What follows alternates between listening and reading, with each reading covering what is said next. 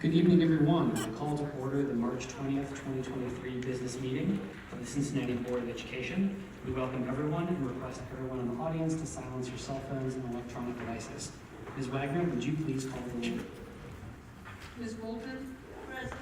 Mr. Craig? Ms. Jones? Here. Dr. Moffitt? Here. Mr. Morosky? Here. Mrs. Weinberg? Here. President Lindy? Here. Members of the public who wish to speak may do so by clicking the chat button now. The chat feature will be open for your requests for 5 minutes. Please submit your name, your affiliation, your school community, your topic, and your contact information if you would like a direct response to any question you might have. As we proceed with our agenda, I wanted to note that there's been some media attention over the last few days, and I wanted to read a very short statement from our board. We have always been a district known for its collaboration. We will continue to collaborate as we work through these concerns together with all of our constituents. We are committed to working with our leadership, our employees, families, and partners, and will continue to work as a team to ensure that students get the education they deserve. We have every confidence that we'll be able to find a strong path forward together.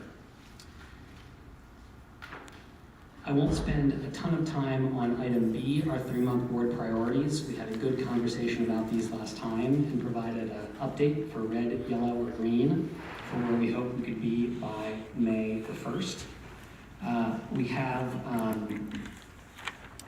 a good chunk of our time tonight on transportation, which is the 4th of those priorities. We're excited to hear some updates from our administration and engage in some discussion together.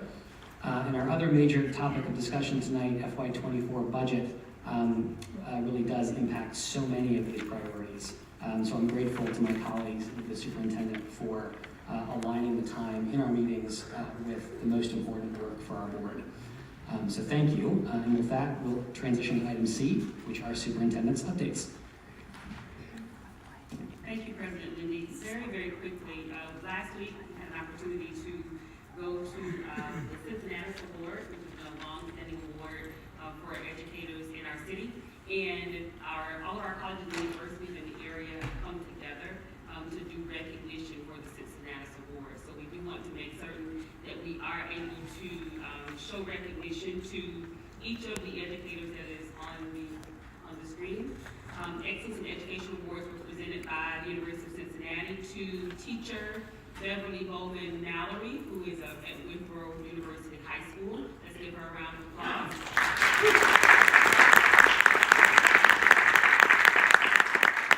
The next is for James N. Jacobs Award for Outstanding Administration to Principal Eric Higgins of Clark Montessori School. The John E. Pepper Education Community Service Award to volunteer Matthew Madison from Kilgore School.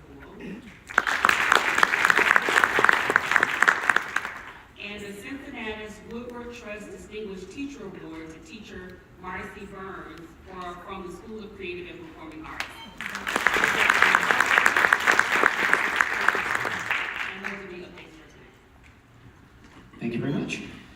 With that, we're going to transition to hearing of the public. Each speaker will have 2 minutes and will direct all comments to the presiding officer. Once a request to speak has been granted, you'll be invited to enter. Please click on the camera icon to go interactive. Provide your name, your affiliation to the district, your school community, your topic, and your contact information if you'd like a direct response to any question that you might have. This request is consistent with board protocol, and we appreciate your help. In the unusual event that someone is not willing to follow this protocol, we reserve the right to end that person's time. Again, each speaker will have 2 minutes to speak. When the timer goes off, your time is up. Please refrain from discussing any personal items. After speaking, you will briefly see the welcome screen again if you are online as you transition back to the live stream meeting. Finally, we ask that your public commentary be respectful of all listeners. Thank you. Mr. Hoying or Rob, can you tell us how many online speakers we have this evening?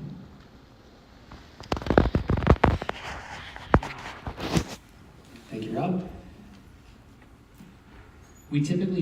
Board members typically don't respond in the meeting, but we do ask for people's contact information so that we can make sure you receive a response.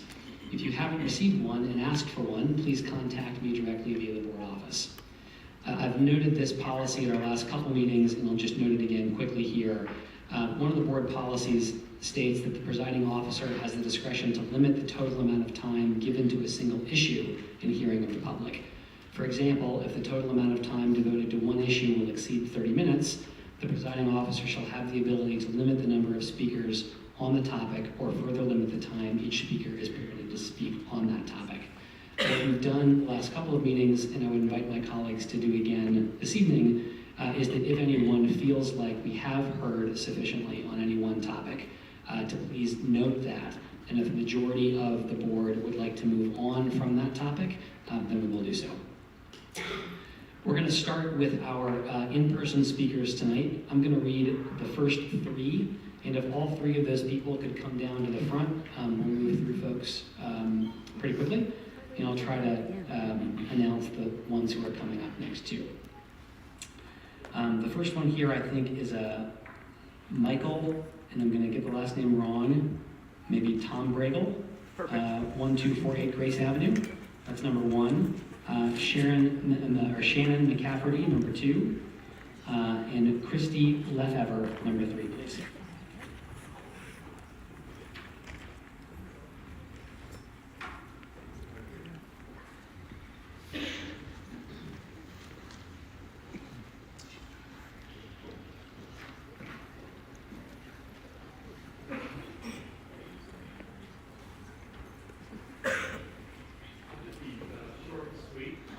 There's a button that has a person's face with some wavy lines coming out, and if you push it, it'll turn your mic on.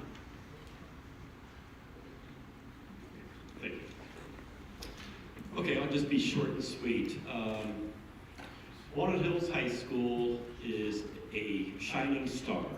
It's one of the best schools in the country, and what makes it great is its tremendous diversity and high academic standards.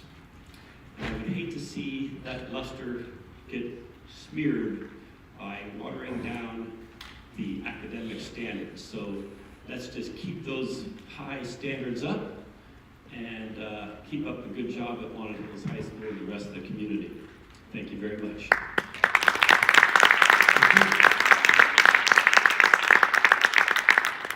Next we have Sharon McCafferty, followed by Christy Lefever, followed by Chrissy Little. Hi, thank you. As a parent of two CPS high school students at Walnut Hills, I'm asking the board and district to prioritize the whole health of every one of our students. And when I say whole health, I actually mean the physical health, the mental and emotional health, and the academic health of each of our students. When you consider the physical health, think that every day our student athletes had their busing and transportation cut to all of their events. This leaves many high school students driving upwards of 40 miles to West Claremont, to Loveland, to Mason, and all around the tri-state area for these events. Oftentimes these are new drivers. There have been a number of accidents, kids have gotten lost. Please protect our students. I would also ask that the maintenance of our facilities be prioritized. From overgrown grass that kids can't play in, to broken windows, to broken lights, to even a swim pad that's just darn dangerous to hit when you make a new, flip turns. So please prioritize the physical health of our students. When it comes to emotional and mental health, the cuts that they're making to counselors and social workers are just so egregious in the face of the national pandemic of kids and all that they have endured. And many times we're going to hear today that Walnut Hills students aren't special. In fact, they are for this reason as a whole, because those students were remote, as many recall, for over a year. So I would offer that the mental health and social health needs of all of our students are really impacted and really important. Finally, I'm going to speak to the academic health. Many people, like my predecessor, Michael, are going to talk to the bridging the gap and the academic excellence that we all want for all of our students. Simple changes to things like the library services inhibit students accessing the library during study hall. For example, did you know that Walnut Hill students only get limited time in the library? So do you know where they study in their free bell? They go to the floors of the hallways. That's where they sit. And they make up their time and try and get ready for their next class by sitting on the floor in the hallway because they have no study hall area. They can go to their study class, but it doesn't promote teamwork. Thank you very much. Thank you for supporting the health of all of our students. Thank you. Next, we have Kristen Becker, followed by Kristen Becker, followed by Connor Burton. Hello, thank you for listening. My name is Christy Lefevre. I have two children at Walnut, an 8th grader and a junior. And it has been a great experience, part of which is because there's many things that make Walnut special. There's lots of special things about lots of different schools within CPS. So I have not been on the LSDMC, the local school decision-making council. However, I do know that they are governed as per the request of the board so that they can manage local issues. And my question is, what has changed since then? Because I have not been as involved to date, but I have read Sylvie Nelson's email to the board and to the superintendent. And all of those are kind of scary to me because they're all the things that make Walnut special. In addition, one thing was transportation. Transportation, of which schools that maybe do not have as much parents' participation really do need those buses, right? So that's not really a Walnut thing, but it certainly stirred things up when that changed on a dime, right in the middle of when the kids were, going to go to games. Parents stepped in, at least at Walnut. I don't know what has happened with the other schools. So there are many things like that that are broader topics, but what I'd like to know is, did things change from the policy that are now allowing us not to make the decisions based on the school allocated budget and the school-specific foundation money? And one example of this in the business world is Fifth Third Bank has an affiliate model. And over the years, I've worked there for many years, and I'm now at P&G, and so many corporations, it ebbs and flows. How much should be governed at the corporate level? How much should be flexibility and autonomy should be given at the local level? There's a fine balance, and I know Thank you it's very really much. hard. Thank you very much. Thank you. Next, we have Kristen Becker, followed by Connor Burton, followed by Jess Burton. Hello, my name is Chrissy Little. I'm the president of the Kilgore Foundation. My first question is about the summer school program. I'm concerned that kindergartners and first graders are not involved in that program. During COVID, these kids were not in preschool. We know the preschool promise was so effective, so efficacious, and these children did not have that benefit. I have a first grader, she does not know how to read. My older kids at that age could read at much higher levels. She's having trouble with the basics. I'm highly concerned that we aren't making an intervention earlier with these kindergartners and first graders. The second and third graders, we're working with kids who are already having signs of problems, but those early kids, it would be great to intervene sooner. Frankly, this is connected to the second concern, which we've already heard a lot about. I don't think that diluting the efficacy of our excellent Walnut Hill School by moving it to an average or 50% entrance rate is a good decision. Instead, I feel like if we could intervene sooner with these younger children and make sure they're getting the foundations of reading earlier, I feel like that would be a really wise investment. Thank you. Thank you. Connor Burton, followed by Jess Porter, followed by Kimberly Valentine.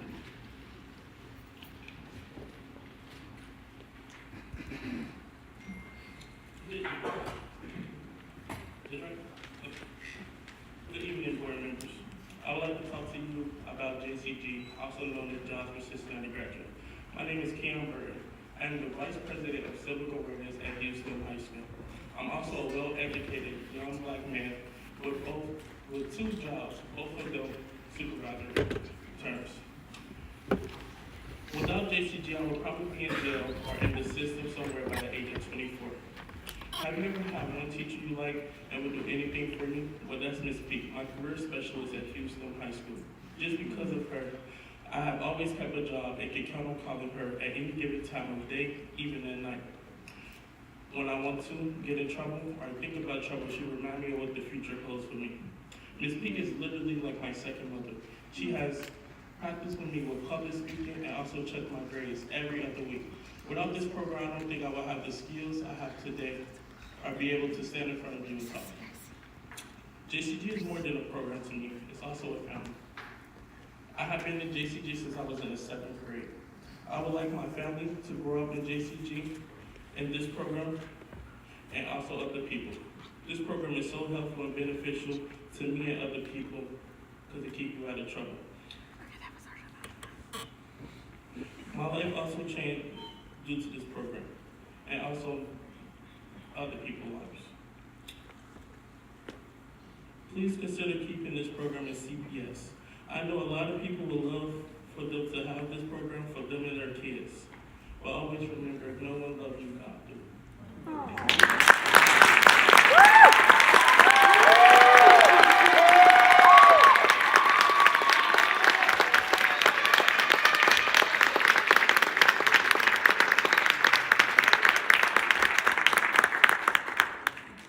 Thank you very much.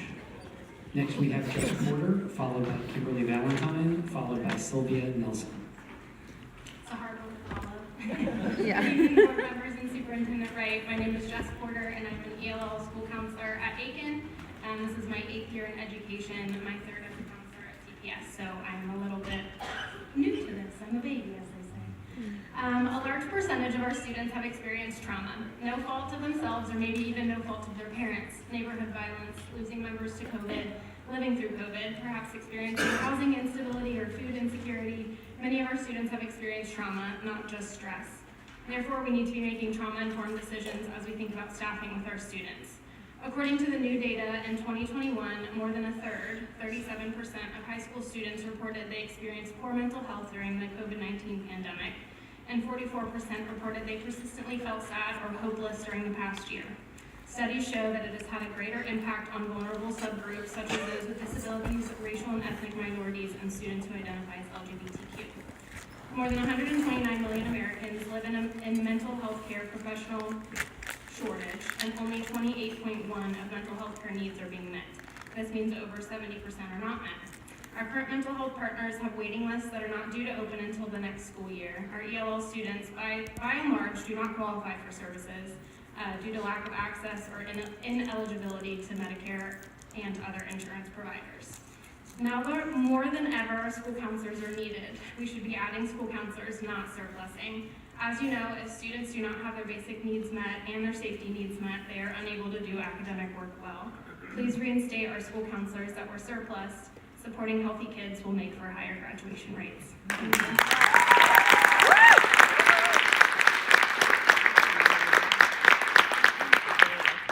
Thank you very much. Next, we have Kimberly Valentine, followed by Sylvia Nelson, followed by Sandy Horan. Hi, I'm Kimberly Valentine, and I am a parent of a Walnut Hills student. I am here today to discuss several issues that have come to my attention that are very concerning to me and the success of Walnut Hills, specifically related to reduced cutoff scores for the entrance exam, elimination of our summer electives and summer recovery classes at Walnut Hills, no on-site activities during the summer unless it's summer school, the elimination of staff, including school resource coordinators, the CIC, and mental health specialists. There are also the consideration of the elimination of the Walnut Hills retention policy and the gap that we had with the reduction of Schedule E that impacts our activities and our sports, and also the busing that we are having issues with in terms of all of our sports for middle school. I'm here obviously to support Walnut Hills, but I know that some of these issues and concerns are across all the schools and across all the districts. And so it makes me concerned not only as a Walnut Hill parent, but also as a taxpayer.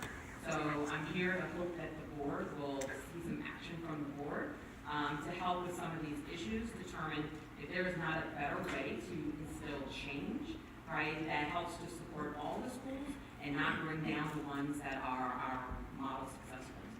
Thank you.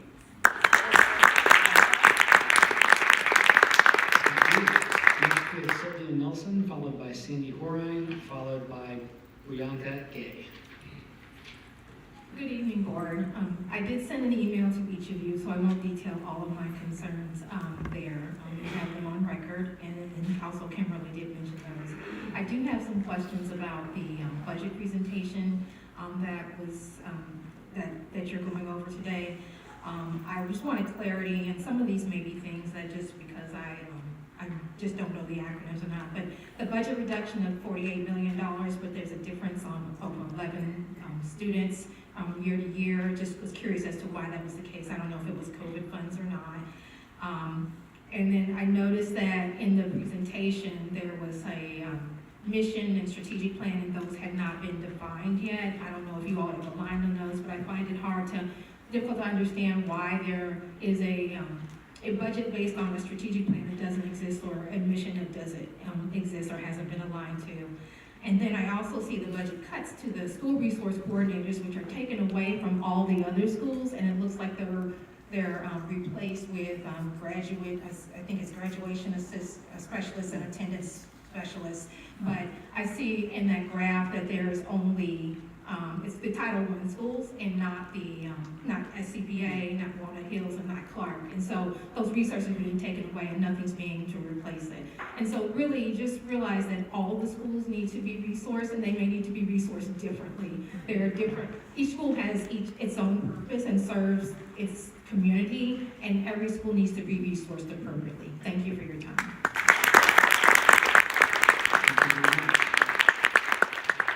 Next we have Sandy Horine, followed by Priyanka Gay, followed by Chris Friedel. Thank you. Greetings, CDS board members and Superintendent Wright. My name is Sandy Horine, and I'm the lead counselor at Aiken High School. And the first thing that I wanted to say is that I'm very excited about, in the budget plan, I saw that we're adding an ELL coordinator to some schools, and I'm very excited about that because that's really going to help our students and our families. So I'm very happy about that. But I want to talk just a little bit about the graduation process. Getting a student through to graduation takes an entire school team, and I know you know that. It's a piece of comprehensive school counseling program that we as licensed counselors are required to create for our specific schools. School counselors are responsible for social emotional learning, academics, college and career needs of our students, and we may work with different levels of students in the building, but our role is part of a system leading students to graduations. Counselors are needed at every level, from grade 7 to grade 12, and hopefully someday maybe in CPS and the elementaries as well, because we know that there's needs there as well. Barriers to graduation and lack of academic success and attendance most generally have their roots in social emotional issues, trauma, and other stressors. Helping students through these things takes someone who's been thoroughly trained to deal with these issues. We realize that a major part of the plan for the next 3 years is graduation success, and we're excited about that. But we need more than just an isolated position. What we need is for you to meet with us and to talk about what is really needed to increase graduation. For example, most of us graduate all of our seniors that are in the building, that are physically in the building their senior year we graduated. What gets us is these students who come in and out and are transient and drop out or move to another state or something like that, and we don't have a trace of where they went, but they stay on our books, and that's a lot of times what messes up our graduation rate. Having some type of clerical support that could hunt down these kids and find out where they go and be able to take them off their books if they enrolled in another school would be great. Thank you so much.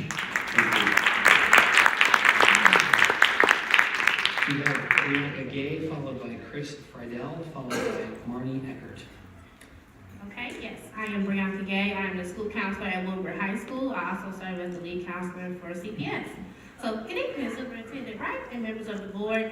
We are excited to collaborate with the new changes and any new initiatives. But the good thing is we are well versed with the information. School counselors have the information. We just need to collaborate. We need to be involved with this process. We are the graduation specialists.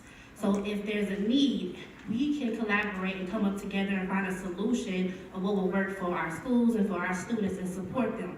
Because college and career, social, emotional, and academic monitoring, they're all together and they all serve together to make sure the graduation conversation goes according to what the best needs for that student.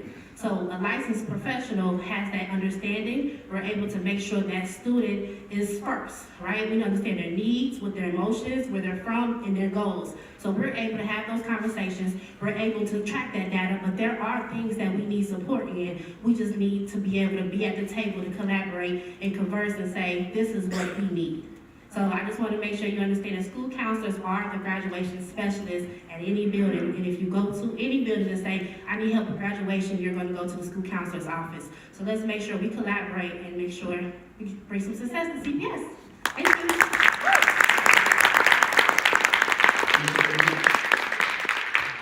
Chris Cardell, followed by Marnie Eckert, followed by Leslie Hadamus.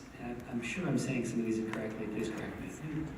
Good evening. My name is Chris Friedel. I'm the Assistant Director of the IBEW International Brotherhood of Electrical Workers Apprenticeship, Electricians Apprenticeship here in Cincinnati. I'm also the Director of the Greater Cincinnati Apprenticeship Council, which is an organization that promotes opportunities in union-sponsored skilled trades construction apprenticeships. Wanted to come here and not point fingers, but reach a hand out to maybe see if we can make a good change.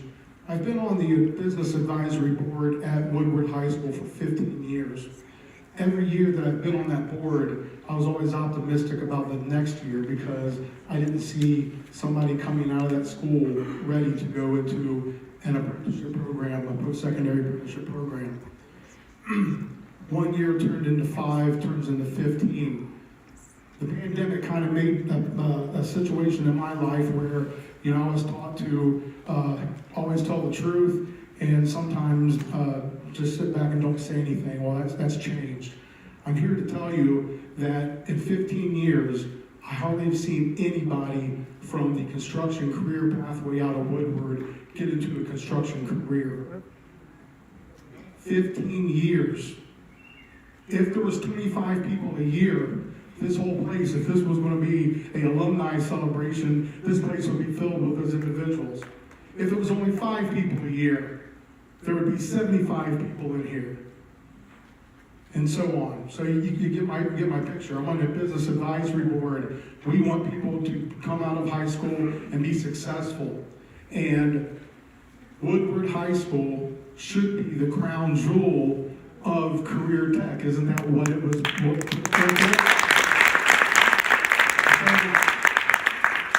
So my speech here is not to criticize, is to ask you for your help, that we have the ability to make people successful. Thank you.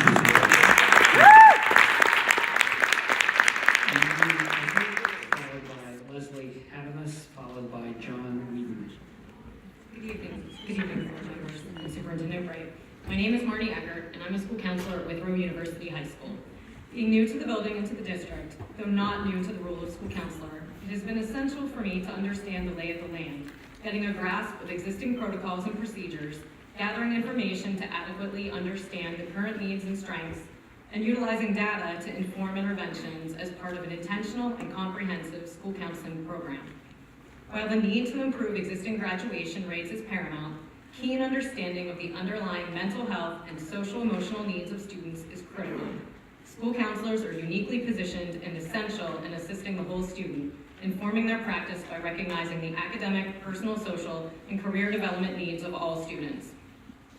Rather than create new positions, such as the proposed graduation specialists, which have the potential to duplicate services and complicate processes, why not first get a firm grasp on current systems, understand the expertise that professional school counselors bring to the table, and identify additional technological and clerical supports that could assist with graduation tracking, while an even more robust and uniform district-wide comprehensive school counseling program can be implemented K-12 with fidelity.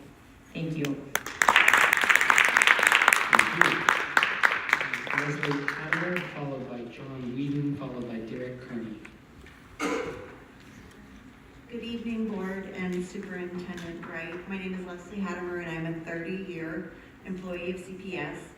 Through the years, I've worked as a paraprofessional, a middle school English teacher, a homeless liaison for Project Connect, and now as a school counselor at Virtual Cincinnati Digital High School. Over the course of my career, I have participated with LSDMC, ILTs, district initiatives, like textbook adoptions and other activities where my opinion has been sought and valued. When I think of the new graduation specialists, I see two areas of concern. One, we school counselors were never given an input about their position, nor were parents or students. Also, we weren't asked if we would find it helpful if the position would benefit our students. Can you imagine me telling you that I was going to bring multiple board members or administrators without asking if it was helpful? School counselors have been asking for years by hiring additional licensed and qualified school counselors who have been trained to help students. We would love to be able to follow the ASCO guidelines of 250 or less students per counselor, depending on the needs of the school. We know that this is what is best for our students, and empirical and data-driven study after study has proven this to be true. The American School Counselor Association has said clearly that school districts will work diligently to employ the most highly trained personnel. Hiring a person who has no counseling degree or potentially no experience does not support us, it only supplants us. As an employee, a former CPS parent for almost 15 years, and a taxpayer, I have grave concerns about unlicensed people circumventing the system and creating new jobs. Please do not go forward with this position. Thank you. Thank you very much. Followed by Derek Kearney, followed by Don Kearney. Good evening, school board and Superintendent Wright. From the time my daughters were kindergartners at Fairview Elementary School to the time they left in the 6th grade, each year we would remind them to study hard, to work hard, because they would have to take a test to get into the best school in the city of Cincinnati. I'm happy to tell you that they did work hard and they passed that test, and they're both at Walnut Hills High School today. We love Walnut Hills High School. We love the diversity there. But I ask each and every one of you board members, do you want to be on the watch of being a board member, and you, Superintendent Wright, when the standards of Walnut Hills High School are lowered to an average school? I ask you, do you want this to happen on your watch? When I hear about kids that have to go to a sporting event 30 to 40 minutes away and provide their own transportation, I wonder, what is wrong? This is crazy. I ask you to please consider all these thoughts that these Walnut parents have tonight. Thank you. Derek Kearney, followed by Don Kearney, followed by Calvin Lear. Good evening. My name is Derek Kearney. My nephew, Sidney Lanier, is a new student in the 9th grade at Schroeder High School. As of March 15th, he had been on campus for 9 days. And just after 2 p.m., on the 15th, 5 gang members beat him until he was unconscious. This is completely unacceptable. 5 gang members beat him until he was unconscious. Because my nephew would not share his answers to a biology assignment, my heart is broken. He came to CPS mid-year because he was looking for the full complement of educational supports that every student is entitled to under the IDEA, the Individuals with Disabilities in Educational Act. My nephew needs an IEP and educational accommodations beyond what were available at his prior school. 9 days, 5 gang members beat a new student until he was unconscious. over a biology assignment. This has to be unacceptable. My heart is broken. Conversation in the student group chat is that the five that were part of this neighborhood gang called the Nine. New student, 9 days.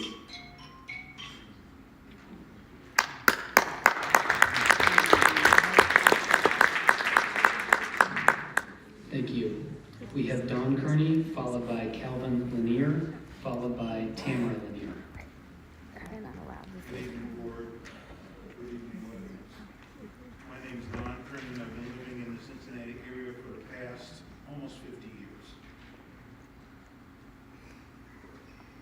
My grandson's name is Sidney Lanier. He was nine days on campus. 5 gang members beat this new student until he was unconscious and had to be taken to the hospital in an ambulance to recover. In my mind, that has to be unacceptable. My heart's broken. My wife's heart's broken. We're just grandparents. She couldn't even come tonight because of it.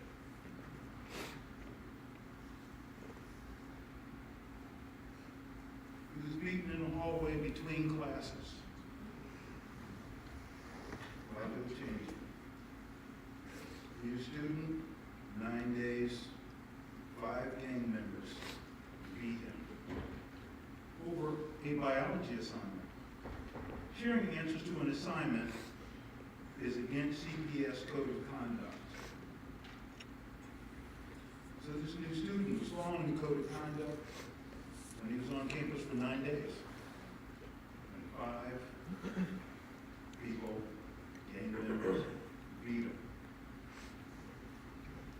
In the days since his assault, we have learned that the presence of the neighborhood gangs have been growing within the school district. Our principals have already elevated this problem to the district and have been asking for your help. We have 5 questions for the CPS board to answer for these students, that addresses these students. What is CPS's plan to keep my grandson safe at school? That's the first question. And what are the alternative environments so that he can be safe and he can learn, he can be present?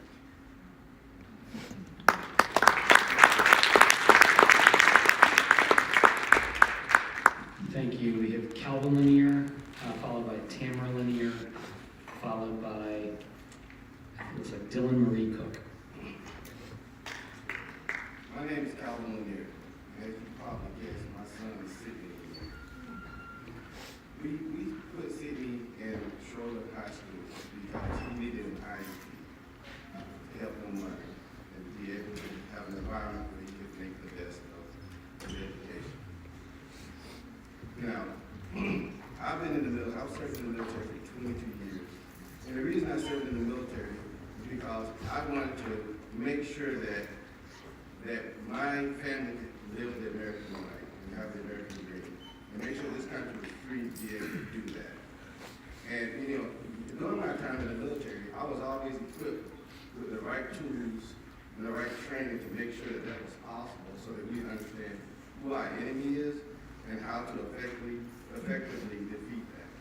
And I feel that should still exist in the CPS school system where the teachers are able to be equipped with the necessary tools in order to make sure that they understand how to protect the kids, how to educate the kids, and make sure that they have the environment so that the learning is conducive towards their growth. My son was only in school for 9 days. Now, in 9 days, I probably could meet you today, and in 9 days, I still won't know your name. In 9 days, I guarantee you, he don't even know the students that beat him till he was unconscious. And we had to take him to the hospital. Can you imagine getting a phone call from your wife saying, go to the hospital?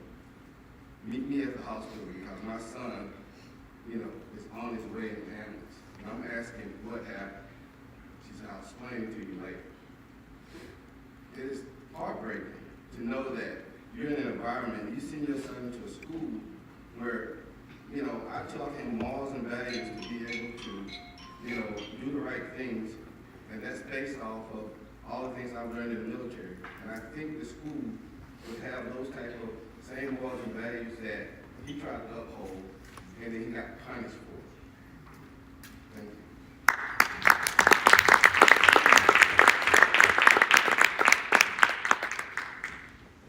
We have Tamara Lanier, followed by Dylan Marie Cook, followed by Elijah Garnes.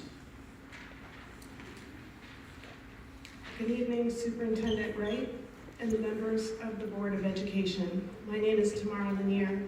I'm a resident of Pleasant Ridge, and this evening I'm here to talk to you about felonious assault.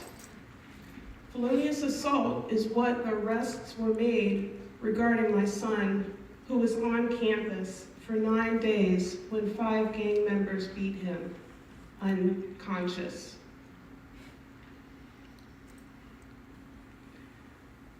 For me, this is completely unacceptable.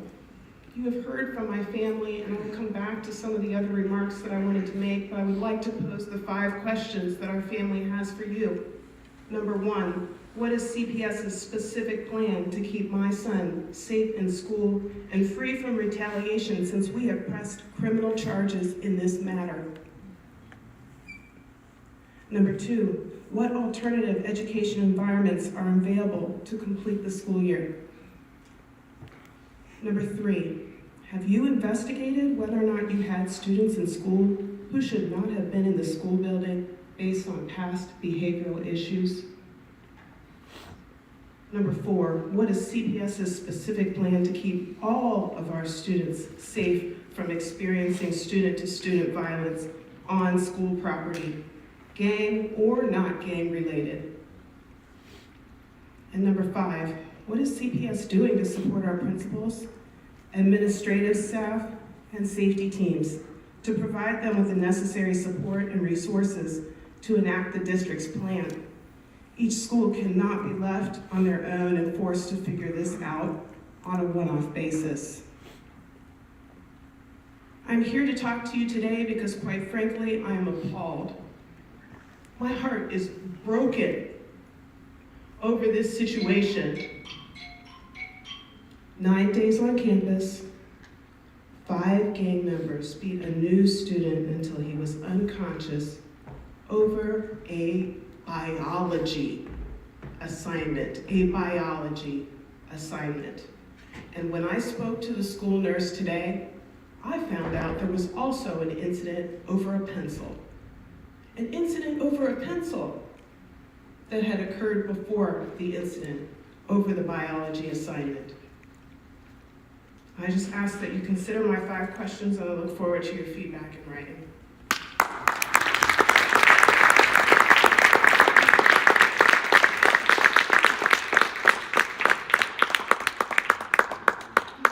We have Dylan Marie Cook, followed by Elijah Garnes, followed by Amy Thompson. Hello everyone, my name is Dylan Marie Cook and I'm a graduating senior from Schroeder High School. Today I was asked to speak on behalf of the JCG program and my specialist. I couldn't pass up the opportunity to advocate for something so important to me. Before I was introduced to this amazing program at Schroeder, I was introduced to the face of it all, Mr. Mike Davis. I don't believe we encounter anyone in this lifetime by accident. Without a doubt, Davis has been one of those people for me. I remember walking into class the first day of my senior year, and this big, intimidating, bald man promising he would walk down a dark alley with me. I didn't understand him well at first, but now that I'm on the verge of graduating, I can only hope that he gets to make the same promise to a group of seniors every single year. This program changed my life. When he said he would walk down a dark alley with me, I honestly don't doubt he meant literally, but to me it meant he would always be there, advocating for me when I wasn't present, protecting me when I was in harm's way, and encouraging me when I couldn't do it myself. He has done his job and so much more.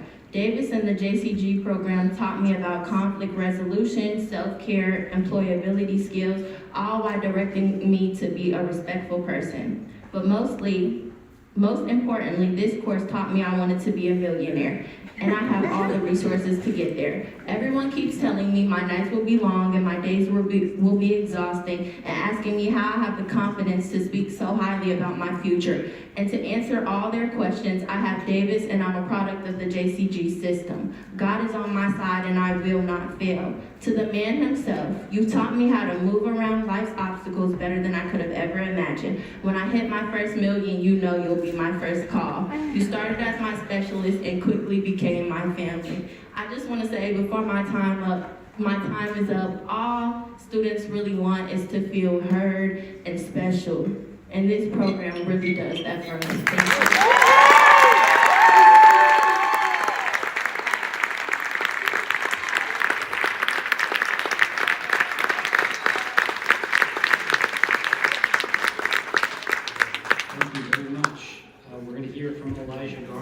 Followed by Amy Thompson, followed by Michelle Thacker. How are you doing today? I'm Elijah Barnes. I'm a senior at TAC, National Technology High School. I plan on going to Notre Dame College for football on a full ride and majoring in sports business.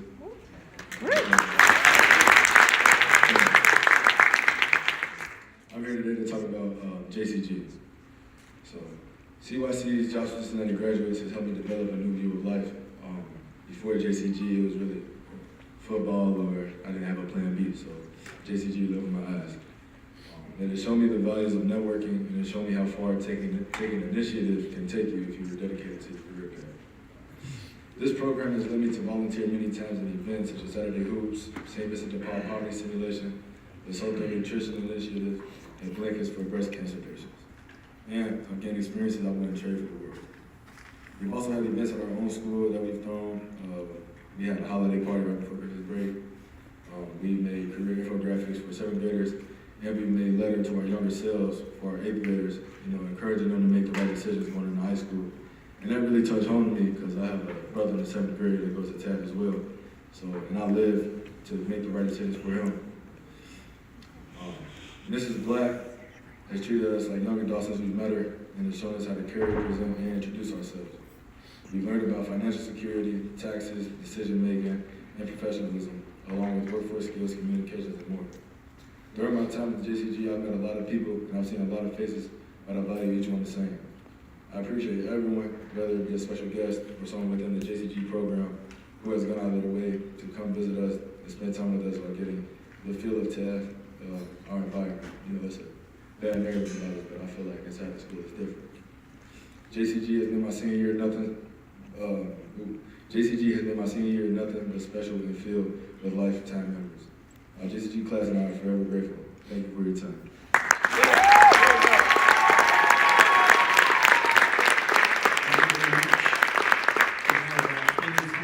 Followed by Michelle Thacker, and then we're going to pivot to our online folks, whoever that first online speaker is. Thanks. Good evening, Board, Superintendent Wright, Treasurer Wagner. Thank you. I'm Amy Thompson, President and CEO of Cincinnati Youth Collaborative, and I don't even need to talk because they're pretty amazing.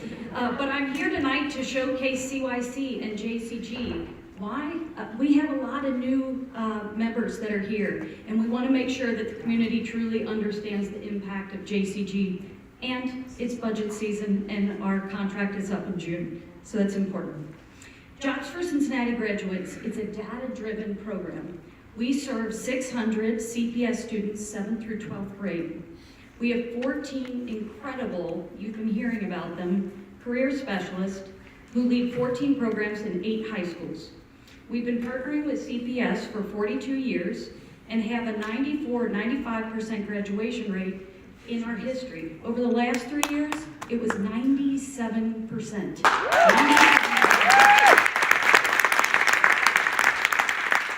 We also focus on preparing students for the next grade and grade promotion. We've had a 98% grade promotion rate.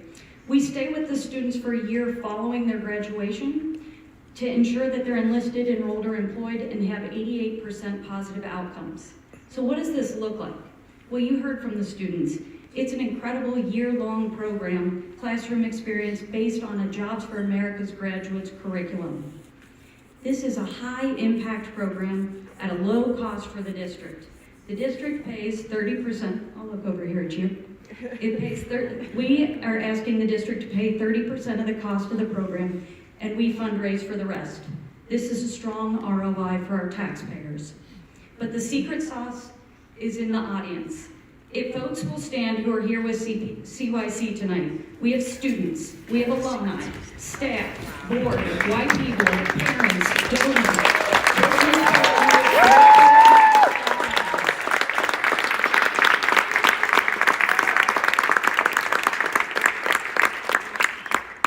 So I'm here tonight to ask you all to listen to the students' voices and the data and renew our partnership. Thank you.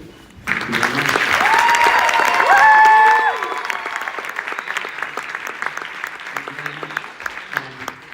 Michelle Thacker, followed by our first online speaker.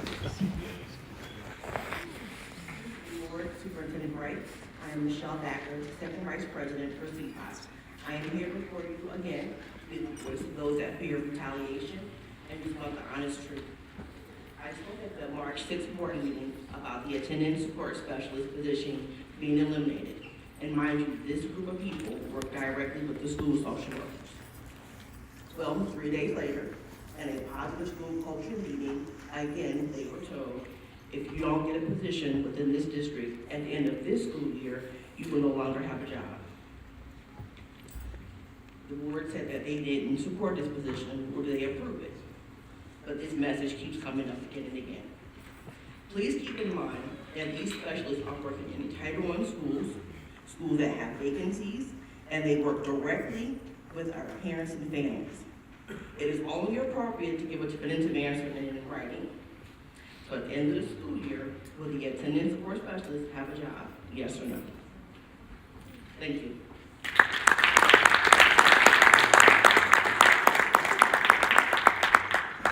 Thank you very much. I'd love to ask Rob or Dan or whoever's going to MC our online speakers this evening. Yes, thank you. Our next speaker is Laura Moore, followed by Azaria Pittman, followed by Sarah McGuire. Go ahead, Ms. Moore. Thank you. Can you hear me? Yes, you sound great.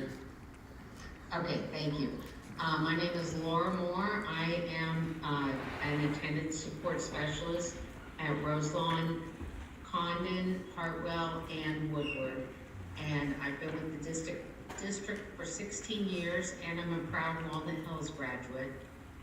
I don't expect the board to know what's involved in every job in the district, so I'd like to tell you a little bit about what an attendance support specialist does. Last week, I mailed about 150 letters to families regarding their children's attendance. Those letters are mandated by House Bill 410, the state of Ohio, and there are different letters based on what the student's attendance is. And you might think 150 letters doesn't sound like that much for a week, but the letters have to be created. I have to fill in information for each student, and then the letters have to be logged in 3 different places in PowerSchool, in a spreadsheet, and then a physical copy file. So getting 30 letters done in a day pretty much takes me from the time I come in until the time I go to get them printed, entered, and into the pony bag to go out to be mailed. And that's all I have to concentrate on. No one comes in and bothers me or asks me to do anything else. If a social worker was trying to do that, they would not have time to help any of the children or families in the school. And that's why this position is so important, especially in the elementary schools and in the high schools. But I have not heard any plan for the elementary schools. Thank you very much. Thank you. Our next speaker is Azaria Pittman Carter, followed by Sarah McGuire, followed by Kendra Phelps. Go ahead, Ms. Pittman Carter. Good evening, board members and Superintendent Wright. My name is Azaria Pittman Carter, and I've been a proud member of CYC for several years. Not as staff, but as a student who has been nurtured and guided through CYC services, who has been listened to and cared for. I've been connected with CYC since my senior year at Aiken High School. I was a job for Cincinnati Graduates president, the citywide president, and I became president through showcasing my speaking skills by performing a speech called Getting Ahead by Getting Started. This speech brought me so many awards and showed me that I was a true artist. I'm now a poet in Cincinnati and I've made my living more comfortable. I have paid bills and gotten ahead in my life through talents that CYC has shown me that I have. After graduating from UC in the fall, I was offered a job to work for CYC as a career specialist at Aiken. Coming back to my home full circle, CYC should remain engaged with schools to continue to impact students for a better life than they did me. They are truly walking in their mission statement and bringing future students hope. Without them, there will be no Cincinnati Public. We have a fierce leader. We have a very talented team of people. We are always ready to help. We are always ready for change. We are always ready to adapt to whatever comes our way. Cincinnati Youth Collaborative gave me a home to grow professionally, and I ask that you continue to give us a home so that we can continue to generate success in our schools and our communities. We need JCG, we need CYC. I'm living proof of CYC, and I would not be sitting right here right now professionally speaking to you all if it was not for this organization. So thank you for your time this evening. Have a great night.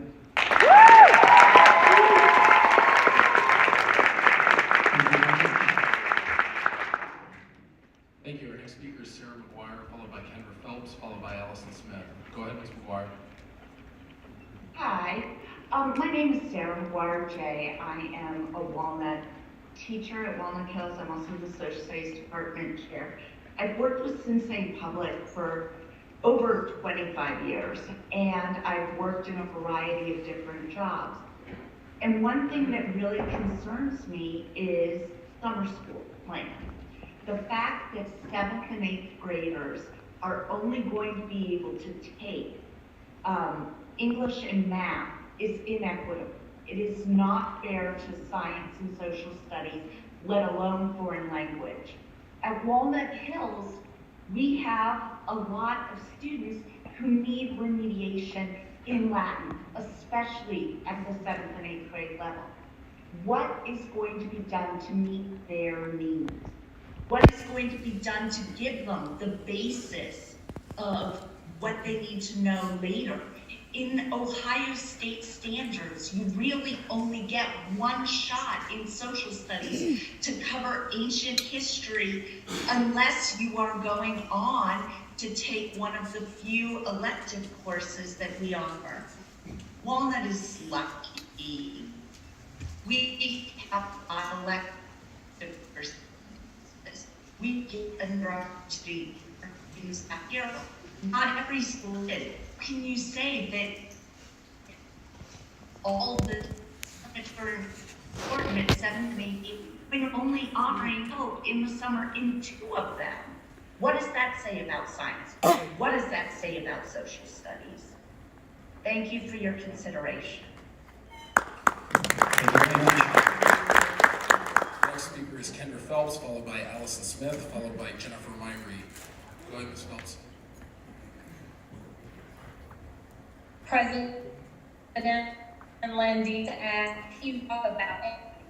We allow budget cuts to schools and programs that don't even listen to the stakeholders in the building. We have instructional leadership teams. We have LSDMCs, but they don't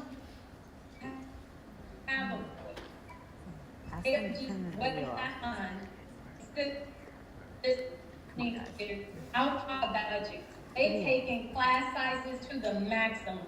How can you say that's what's better for our children when we're trying to not only their needs, but their social and emotional needs?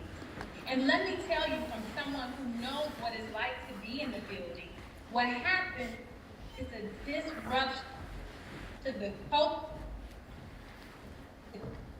community, and everything, because we over. So like staff and students have different classrooms and teachers. You won't know this unless you talk to the people who are in the schools. And then you cut K-1 reading specialists. How can you do that when there are two parents telling them that intervening early is being unrealistic or children? Attention to more and you cut counselors. when our children need the most. But then a non-graduation specialist that are doing the work of the council. It is ridiculous that school staff are having to beg for a seat at the table when they are the table. Woo! Thank you very much. Thank you. Our next speaker is Allison Smith, followed by Jennifer Myree, followed by Baldo Freeman Carmel. Go ahead, Ms. Smith.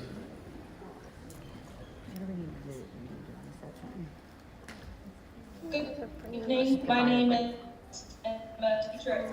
I'm here to express my affirmative disappointment with the wages this year. Schools were meant to receive their budget in December, but we did not. Staffing sheets were over 1 month late with positions cut. Technology lineup and general education teachers cut. Schools were able to get a few positions back through appeals. However, they were understaffed and thin weekends. There was no clarity on which positions had to cover district and which were ability to cover through our funds. Buildings are being looked at as if they have to decide to be staffed or if they want to have school supplies, and professional development. Ordering supplies is increasingly difficult as more requests come back rejected. Morale is low, and the teacher shortage is not being back. I heard a question, what the student be goal? All of us, see class and productive. You know, it was correct the first time. We need time to decide how to plan our budget without feeling rushed. We need transparency in what positions must be paid for building and Title I funds. We fully have funds left for effective learning environments. This all from a student team.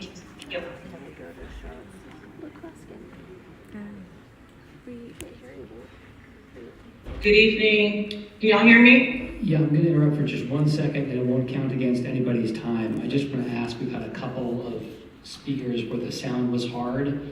Is there anything we can do about that on our end? Here we go. Okay. And Rob, do you need a few minutes to do that, or? Okay. So bear with us, speakers. We're going to see if we can get a better connection here. It'll take us just a minute. Thank you. And then we'll pick right back up.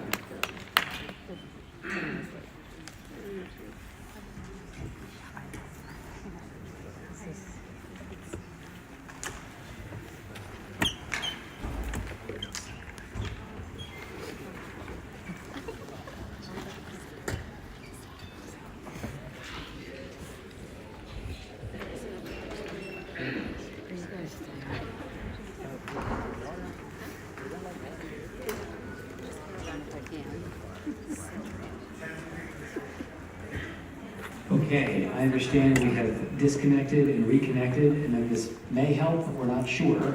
We'll give it a try. Allison, can you hear us okay? Can you all hear me? You sound great. Thank you. Okay, this is Jennifer Myree. Did you want Allison to go again? Yeah, thank you, Jennifer. If we can hold for just a second and see if we give Allison a chance. Allison, can you hear us okay? Yes, I can. Thank you. Great. Please continue. Thank you. I'm not sure where I left off. Did you want me to start over?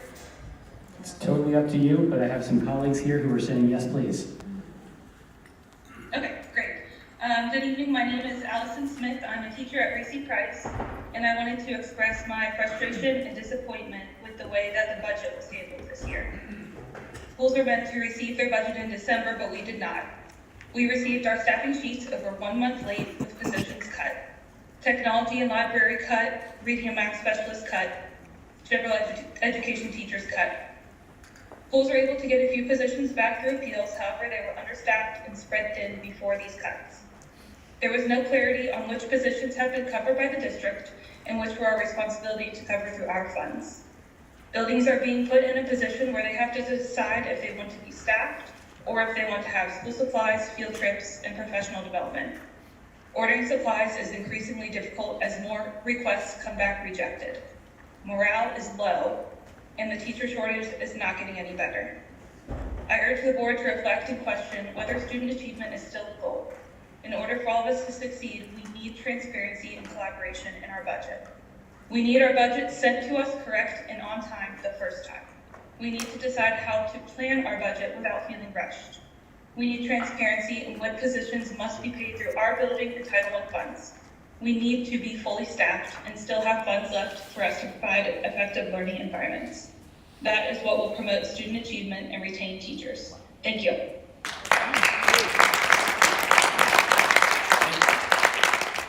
Thank you. Our next speaker is Jennifer Myrie, followed by Valda Freeman Carmo, followed by Abria Drummond. Go ahead, Ms. Myrie. Good evening, Cincinnati Public. Can y'all hear me? Yes, we can. Okay. It's a little feedback on my end. Good evening, Cincinnati Public Schools Board and Superintendent Irenetta Wright. I am the Education Committee Chair for the Cincinnati branch of the NAACP, and our president is Mr. Joe Mallory. Please feel free to contact either of us on our website, CincinnatiNAACP.com. We are communicating with you tonight on behalf of the nearly 70% of Black students who are currently enrolled in Cincinnati Public Schools. The NAACP seeks to eliminate segregation and any discriminatory practices in public education. During the February 6th school board meeting, Superintendent Wright shared a district plan to recruit teachers with a focus on educators that identify as Black or people of color. The intent to recruit educators of color was met with applause and great enthusiasm. The research is clear about the positive impact that educators of color have on Black and non-Black students. In a 2020 longitudinal study, Constance revealed the exposure to one Black teacher in elementary school reduced high school dropout rates by 39% and raised college-going aspiration.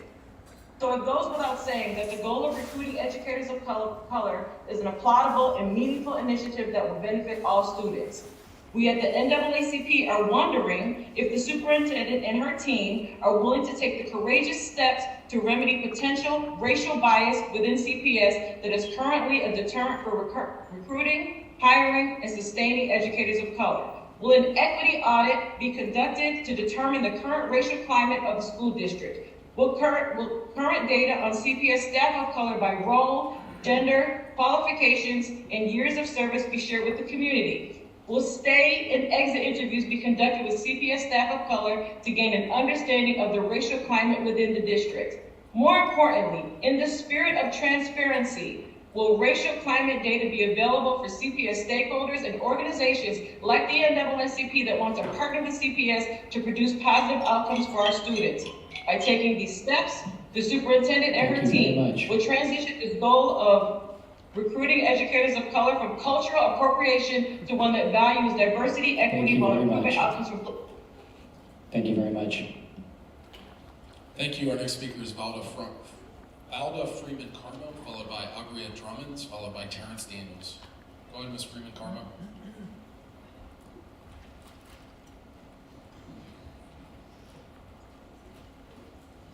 Okay.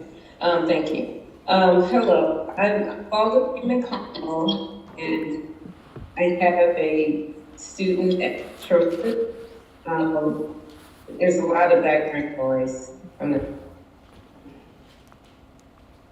Thank you. The Freeman Carmo, and I have a student at Church. This is not a good connection.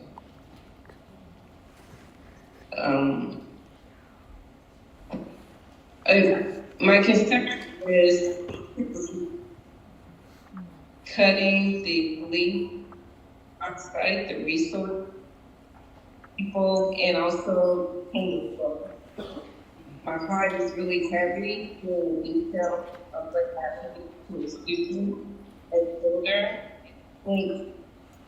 If that's not evidence enough that we headed in the wrong direction, what would take back? I hope that we also will actually live out the intent of the elders.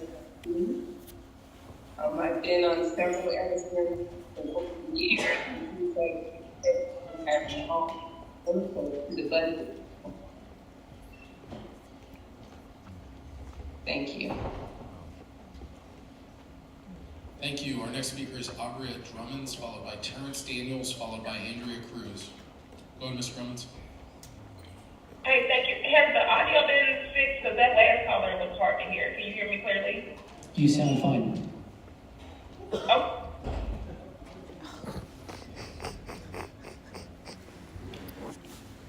I thought she sounded fine. Did we lose the speaker? Okay, if she comes back, happy to have her. Sure. Our next speaker is Terrence Daniels, followed by Andrea Cruz, followed by Marquita Pizarro. Go ahead, Mr. Daniels.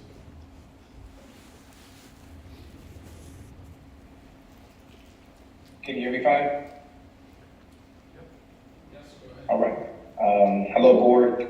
Good evening, everyone in attendance. My name is Terrence Daniels, and I'm here to talk to you today about JCG. Drive to Cincinnati graduates have definitely changed my life. Just to give a brief story, I entered the program my senior year of high school at Aiken University High. I would call myself an average at best student, with no true vision for what my future would hold until I entered JCG. My mentor especially has motivated me and encouraged me to join the public speaking competition. As I was the president of my class, I went on to win first place for the state of Ohio, and that was the first moment where I felt that I had a true purpose and that I could go to college and actually do something with my life. I credited all my success from that day of winning #1 first place for public speaking. I went on to go to Northern Kentucky University, graduated. I also joined the National Guard, which I've been a service member for 14 years, currently on my second deployment. I then went on to work for JCG as a mentor during the summer program, and now I sit on the board for Cincinnati Youth Collaborative. My time with JCG has been a full circle, as one being a student now to sitting on the board. And the thing that I want to say the most, you can see from tonight, the biggest thing outside of the 97% graduation rate and all the other accolades that have come with over 30 years of service JCG has had at Cincinnati Public School District. Just the alumni and the impact that it has on society. Cincinnati needs this program, our students need this program, I need this program. And what we cannot replace is the experience. The students like myself who sat in these seats, who goes to these schools every year, students it's the pivotal, this program is over. I hope we can keep it.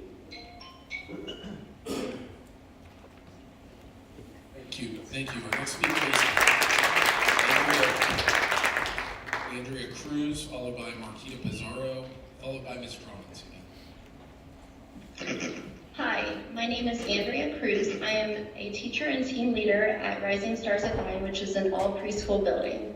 I'm speaking on behalf of my team. We feel that with the growing enrollment and expansion of preschool, it is critical that we really examine preschool policies, procedures, logistics, and the school year calendar as it pertains to our program. We are noticing that post-pandemic, our children have more needs than ever before in all areas, including socially, emotionally, academically, and with adaptive behavior. And if we are recognizing that kids are coming in with more needs, then we cannot continue to do things the same way. We have been stretched too thin. I know that the board has made student-centered decision-making a priority, so with that in mind, we need more assistance in schools on the front lines supporting children. Also, I heard earlier a parent suggest that we should intervene with students earlier and make sure that our young students get a strong foundation so we can close gaps sooner. I fully agree with that notion. I am sad to say that currently any preschooler who has been newly qualified for an IEP and is supposed to be receiving services is not receiving them. Instead, families are being offered compensatory services, which may take place over the summer or even next school year. This means that our youngest learners are not getting the services and support they need to be successful in the classroom, and that is unacceptable. We hope to have the opportunity to engage in discussions and look forward to an ongoing dialogue so that we can strengthen what we offer our kids for preschool. Thank you.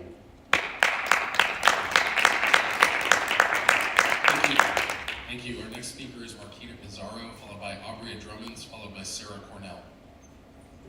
Go ahead, Ms. Hello, can you all hear me before the time has started? Yes. We can hear you. Oh, thank you. Hello, I'm a parent of a second grader who attended Kilgore, then transferred to another CPS school. I will give you a list of questions that I have. How does a parent move forward when a parent has submitted a bullying and harassment form with no response? Question number 2, how does a parent deal with retaliation and a lack of communication from a principal or staff when a student is transferring to another school? For example, lack of educational resources, no response in emails where a board member is copied, or being told to ask the transferring school for copies of teacher recommendation letters. Number 3, being told by a board member that I will receive follow-up from Mr. Hoying or Mr. Ford over a month ago between both correspondences. 4, can the board audit and observe the third-party companies such as COPA when they have hands-on activities for students in elementary schools? 5, how does a parent move forward when a teacher states over the phone that other friends, which she refers to as students, should have tested higher when my son tested well on his COGAT, and after looking at other students' laptops, the questions being asked made that teacher question the validity of the test? 6, who is the ombudsman for CPS when it regards to retaliation to parents or who is the ombudsman for CPS in relation to parents having a concern? 7, how do we move forward as a family when a teacher continues her microaggressions towards your child or a family? 8, lastly, when a teacher creates an extensive social emotional report on your child on multiple occasions as if something is wrong with them, but doesn't communicate it to a parent or child focus or suggest a 5 before accommodation, why is that? And I did say lastly, but I do have a few more questions. When a student needs to be removed, why isn't there virtual options when a student needs to be removed or transferred to another school? It just came from a virtual opportunity, not understanding why that's not an opportunity for students who are in that position. Can we have data on why so many minorities have transferred from Kilgore? And then lastly, Thank you very much. when a principal knows a teacher or staff member has racial biases. Thank you. Our next speaker is Aubrey Drummonds, followed by Sarah Cornell. Go ahead, Ms. Drummonds. Thank you. So I'm Avery Drummonds. I'm a parent at Fairview. I'm also on the LSDMC board, and I am the parent-teacher organization EVA's president there. And I'm speaking on behalf of Fairview and the pending budget cuts. Fairview was slated to lose a reading specialist, a K-3 teacher, and a 4-6 teacher. Fairview's request to retain our reading specialist need is great, as 40% of our student population is designated as a low income, and we should qualify for those extra benefits once those extra funds have been exhausted. We also wish to retain our 4-6 teacher. The recommendation to continue with the max limit in the collective bargaining unit, which is 32 kids in a 4-6 classroom, is in direct conflict of the district's stated goal in regard to high quality instruction to prioritize teachers of record over support roles and to ensure best first instruction, as in our superintendent's rights, those slides 7 and 21. We're consistently talking about lowering standards in higher education instead of increasing our teachers' effectiveness in schools, in their primary schools, lowering the academic effectiveness in classrooms by cutting classes. Furthermore, it is important to note that it's impractical and inexpensive to rehire a 4-6 teacher next year when our class sizes rebound from the current 5th grade anomaly. We're hearing parents tonight that are talking about frustrations in higher realms of education that can be fixed effectively, and our primary schools are supported. So we wish to retain our 4-6 teachers, K-3 teacher, and our reading specialist. Thank you. Our next speaker is Sarah Cornell, followed by Valda Freeman Carmo. I understand the connection is bad. Go ahead, Ms. Cornell. Hi, can you hear me? My name is Sarah Cornell, and I am a parent at Fairview.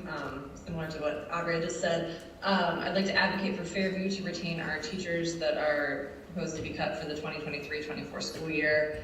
If our district is saying that we want to provide high quality instruction, our schools, pushing our schools to the maximum limits of the collective bargaining agreement in terms of classroom size doesn't seem the best way to show that, and also losing a 4 to 6 teacher due to an anomaly in class size when we're just going to have to hire another one in the 2024-25 year doesn't seem the best way to show the teacher, the school community, or anyone that we are trying to provide a sense of community in our school.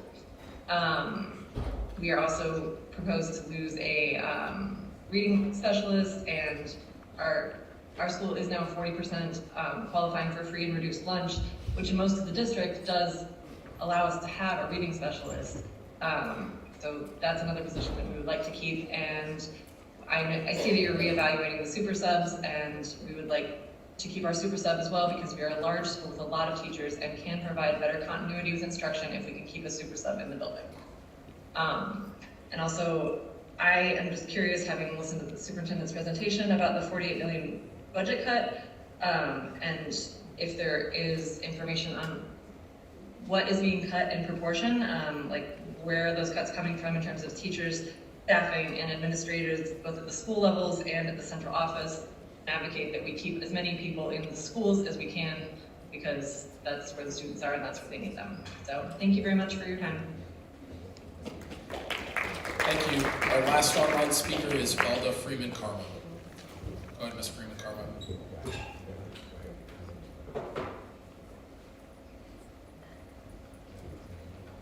Hi, sorry about that. I was on my phone because I just came from an IoT meeting at Schroeder. So I'm a parent at Schroeder High School. I have 11th grader who's also special need, but fully included in all his classes. So the LSDMC, the IoT, I'm also on the LSDMC, and I'm also a team parent leader at the school. We're all very concerned about losing school counselors. As the Laniers spoke about what happened to their son, this is not the time. I just have this overall sense of Armageddon. What's going on? What are we doing? Can we see what's going on? Okay, we're back at school, but COVID impact is not over. Our children are in trouble. I tried to get counseling at the school. I got on, now my son was only be able, and this is something I paid for. He can only be seen once a month because of her caseload. So I took him to Children's, and it took a year to get in. We need our school counselors. Mental health is not okay. Not at Schroeder, not at many schools. I also had a son at Walnut Hills. Mental health is not okay. We need to listen. What's going on? The other thing is, I heard there was a cut with the police resource officer. What's going on? We just heard the Laniers talk about the fight. We need help. Please. Thank you.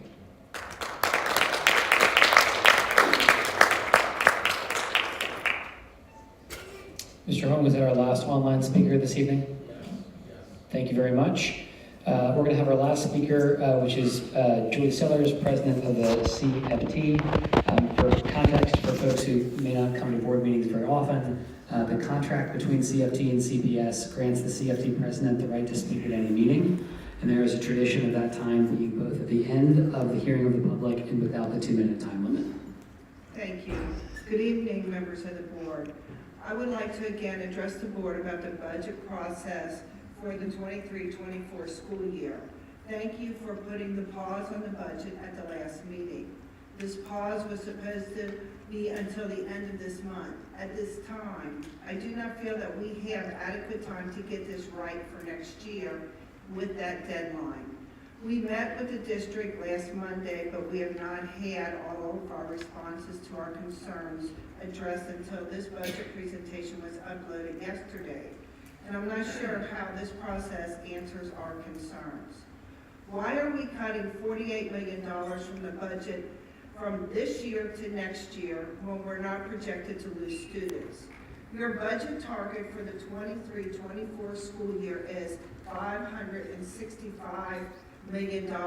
This is the lowest budget CPS has had in 8 years. I went back through the last 8 years to see what the budget was. As a reminder, our past budgets were, in 2023, it was $613 million. 2022, it was $609 million. 2021, it was $625 million. In 2020, it was $615 million. In 2019, it was $609 million. In 2018 and 2017, each year it was $568 million. We have a lower budget for next year than what we've had for the last 8 years. Inflation has not reduced costs. Why are we reducing our budget to that amount? It doesn't make sense to me.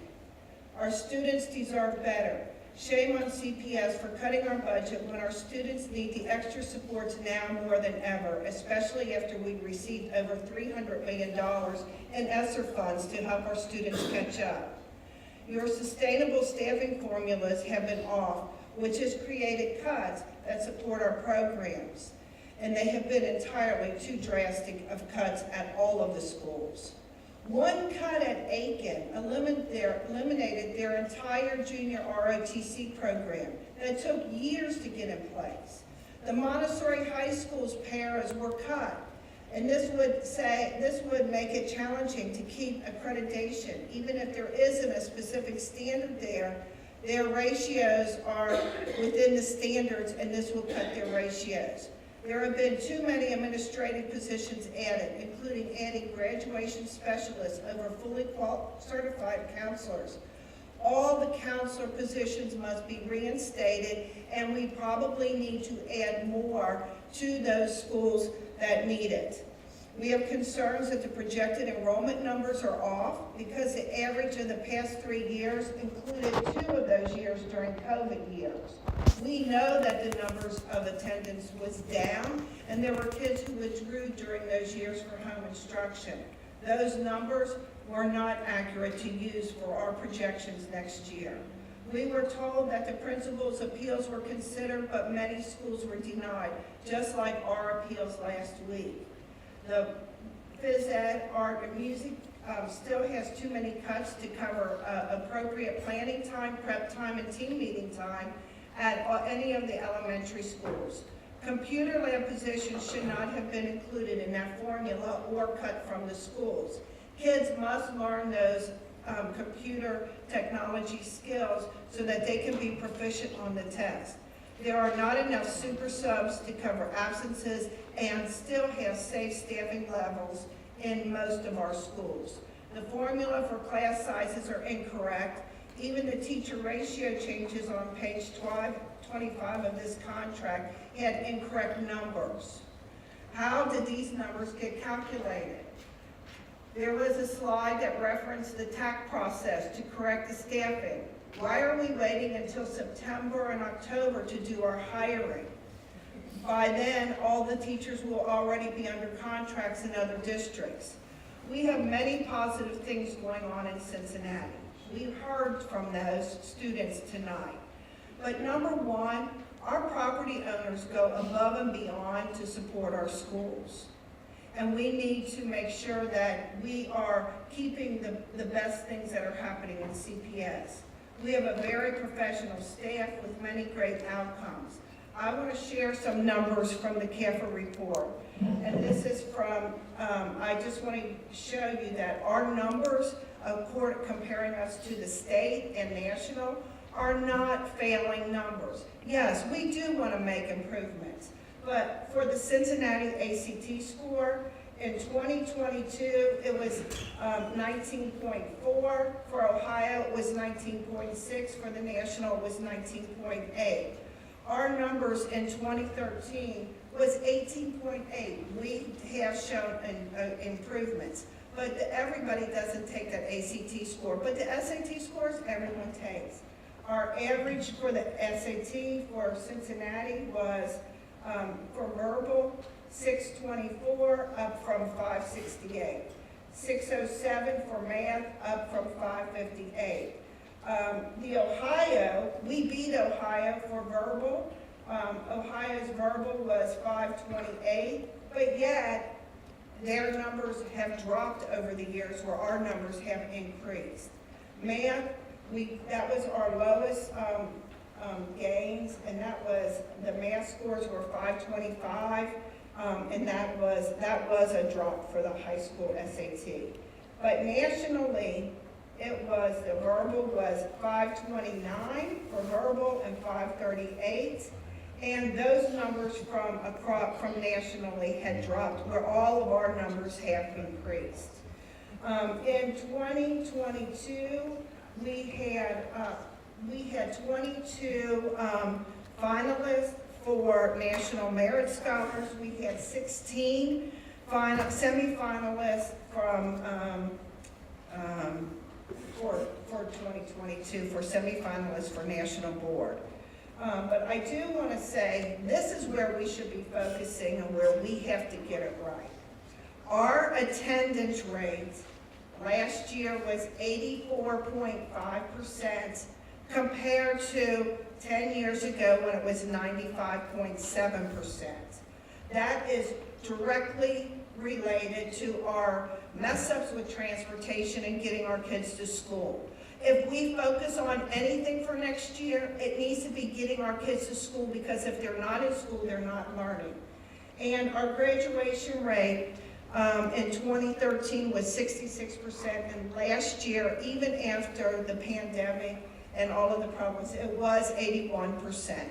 That is not high enough, but we're not a failing district like we're being treated. And we must invest in our kids. And this district has the money to invest in the kids at this point. So thank you very much. I'm not ready to say, so I believe our staffing is not ready to go. And I want to thank you for your consideration to keep the pause on for the budget until we get the staffing corrected across all schools for all students. Thank you.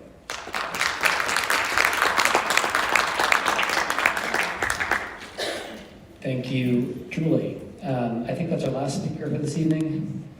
Thank you, everyone who came this evening, and thank you for sharing your perspective. We'll go to the next item in a second, but I wanted to see if the administration has anything they'd like to share in response to any of the issues that were raised.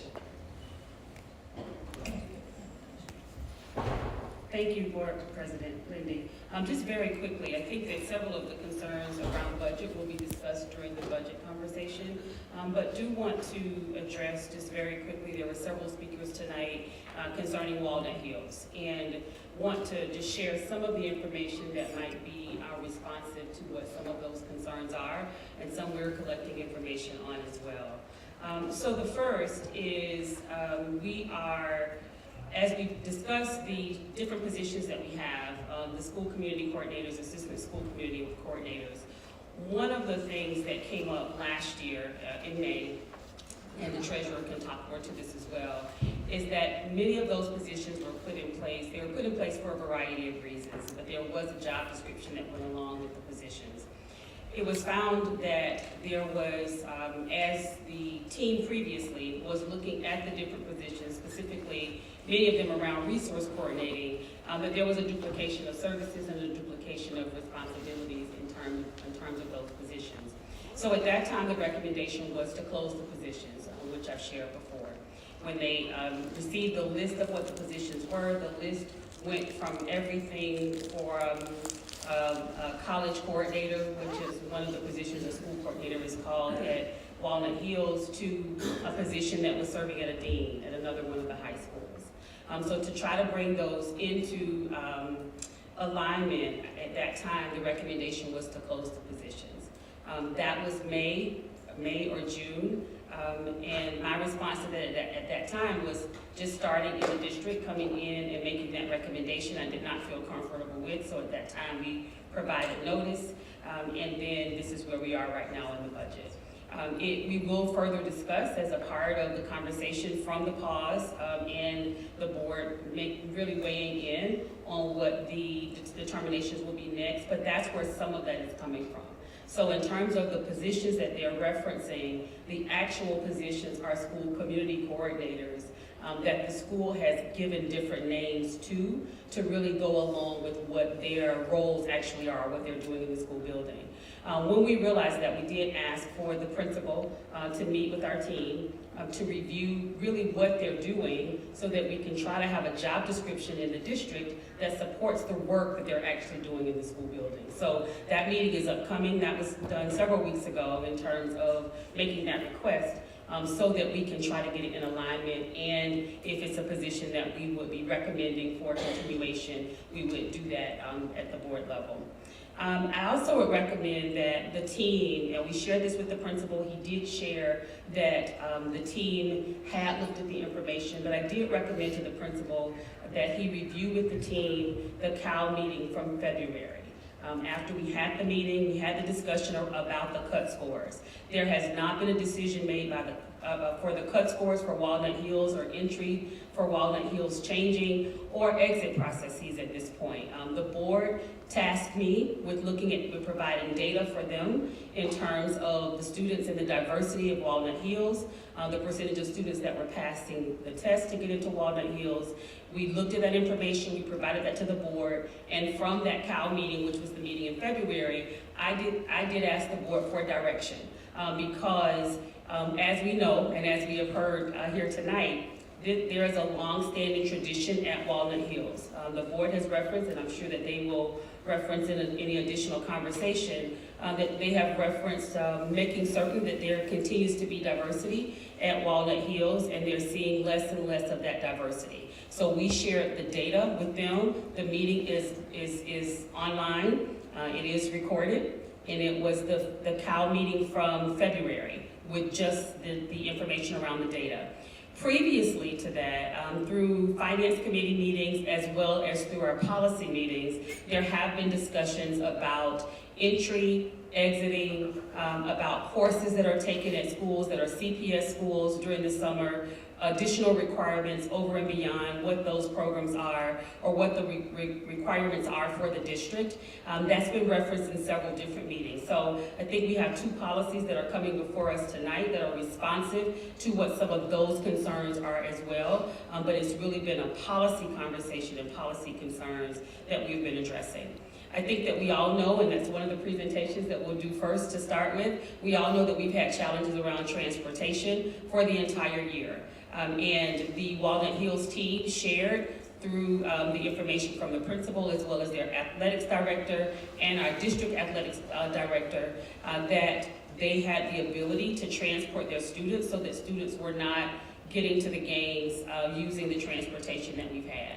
We've had challenges with transportation during the first semester. We've talked about that quite a bit. We've done several presentations around that. We've kept a running list on our website as well. And so I do understand the concerns from the parents, but in terms of transportation and athletics, that's where we are at this time. In terms of the Schedule E conversation, there has been some ongoing question back and forth about Schedule E, the budget for Schedule E from last school year. We have looked at the budget. We are hopeful that we'll be able to do some additional funding through the end of this year and then make recommendations to the board about how we look at doing more to right-size Schedule E across the district as we go into this budget year. But that's not a conversation that we would begin to have until we get to the next layer of conversations around the budget. So those would just be a few areas to address. Thank you, Superintendent. So with that, we're going to go to item E, which is approval of minutes. Is there a motion to adopt the minutes from the special meeting March 6th and the business meeting for March 6th?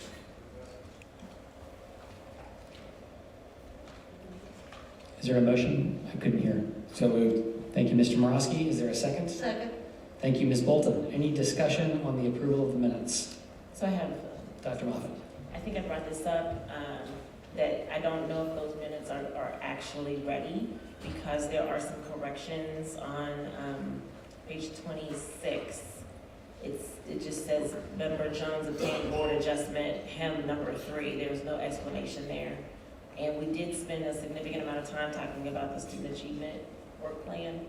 That's not really mentioned in there, so that part is incorrect. And I did speak with our admin, and she's got some, it's wrong. It's not, nobody seems to know what that is. And then if we could clarify on page 27, the assignment where it says, requested Superintendent Wright and President Lindy develop a statement for the board roles for March and April for the entire budget cycle. All the members were in agreement. I remember we had that discussion, but can we clarify that for the record? Hey, Dr. Moffitt, can you, you brought up 2 items that I heard. Can you give a page number again for that first one? I believe it's, for the first one, it's listed as under March 6th, 165, but I think it's like page 26, if you pull it up. And it says, it's under this chart, do you see it? Yeah, it says member Jones obtained board adjustment, HEM number sign 3. Correct. I also do not know exactly what that means. So that needs to be fixed. The other, Ms. Jones? I think I believe, and probably we go back and check, but I believe that was the discussion when we were talking about, we had a discussion about the CAL work plan, and there was suggestions made to some changes, some additions that needed to be made. And I believe that that's what it was, but it's listed in the minutes as an assignment or something, so I think that's where the confusion is. I don't know what that means, but that's. Treasurer Wagner? So this relates to the treasurer's report, and board member Jones abstained from something on the treasurer's report. I think it's just a okay. It was an abstention. But it wasn't assignment, it said assignment. it says adjustment. It says adjustment. Adjustment? It should say, and it says obtain instead of abstain. Okay. I think we can discuss the second or third item that you have too, Dr. Moffitt, but just on this one, I would propose that we just take them back, put them on the agenda for our next board meeting, get them cleaned up and vote on them. We can also still discuss the other items, but is there any objection to getting that cleaned up and voting on the updated minutes at our next meeting? Okay, Dr. Moffitt. The only other thing was that we needed further clarity, I needed further clarity on page 27, under assignments. It says, board members requested Superintendent Wright and President Lindy develop a statement for the board roles for March and April for the entire budget cycle. All the board members were in agreement. I do remember having that conversation. Don't really remember that it was assignment per se, but I'd like more clarity to be listed. I do remember that, and I remember that being in the assignment section, and I think that's something that's being worked on. Ms. Bolden? If I'm thinking of the same thing, I think when we had the proposal, I believe from President Sellers, the board had an extensive discussion about the pause, and I think I made an assignment to the president and to the superintendent to do what they could do in order to kind of figure out what that month might look like, the pause would look like, and then at that point, I believe President Lindy added, maybe we could work that kind of plan out for the remainder of the year. And so I think that was the assignment, and part of it's been done, and the other is ongoing. So I'm just Any other questions, Dr. Moffitt? clean that up. I just think we need to clean it up for clarity, along with the other part that's incorrectly listed as well. So I think that's fine. Any concerns? Great. Thank you very much. So we'll withdraw those and we'll pick those up at our next meeting. That's going to take us to item H, which is our first presentation, which is going to be on transportation. Thank you, President Lindy. And if we would also suffer it to be so, as we are preparing for our partner to come on tonight to do the first part of the presentation. That is from Formative. They'll do the first part, and then I will do the second. But there was one other issue that did come up during public comments, and that was about the student at Schroeder. We were made aware last week, there was contact with a board member last week, and that board member reached out to me, so immediately we did reach out to the family. And I would agree with the family that it's not acceptable. And so we're getting all of the information that we can. They have been working in partnership with our chief of high school transformation so that we can right-size at least the next steps to make certain that we're able to get the child back in school in a place where he feels comfortable and safe. In terms of those other areas, that is something that we'll need to continue to follow up with, and you can expect a response from us in terms of next steps around that as well. Okay, so I am going to, at this time, turn it over to our team from Formative, and then we'll have her to do the introduction and maybe two. I just saw her on the screen, Rob. Yeah, they're okay. Okay, so I think we're ready whenever you are. Okay, good evening. Good evening. Let's see, I'm not able to see the screen yet at this point, but hoping that I might be able to.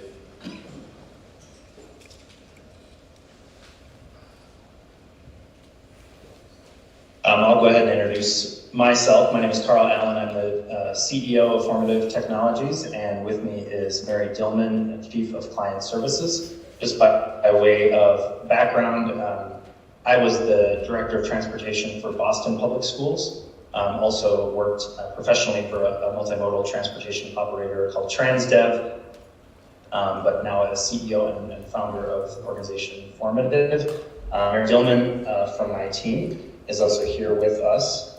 I can see the screen now, thank you. Mary was a former classroom teacher, instructional coach, and district leader. She led data and accountability for Boston Public Schools and was also the EPS chief. A little bit today about a project in which we are underway since January with the transportation department. Next slide, please.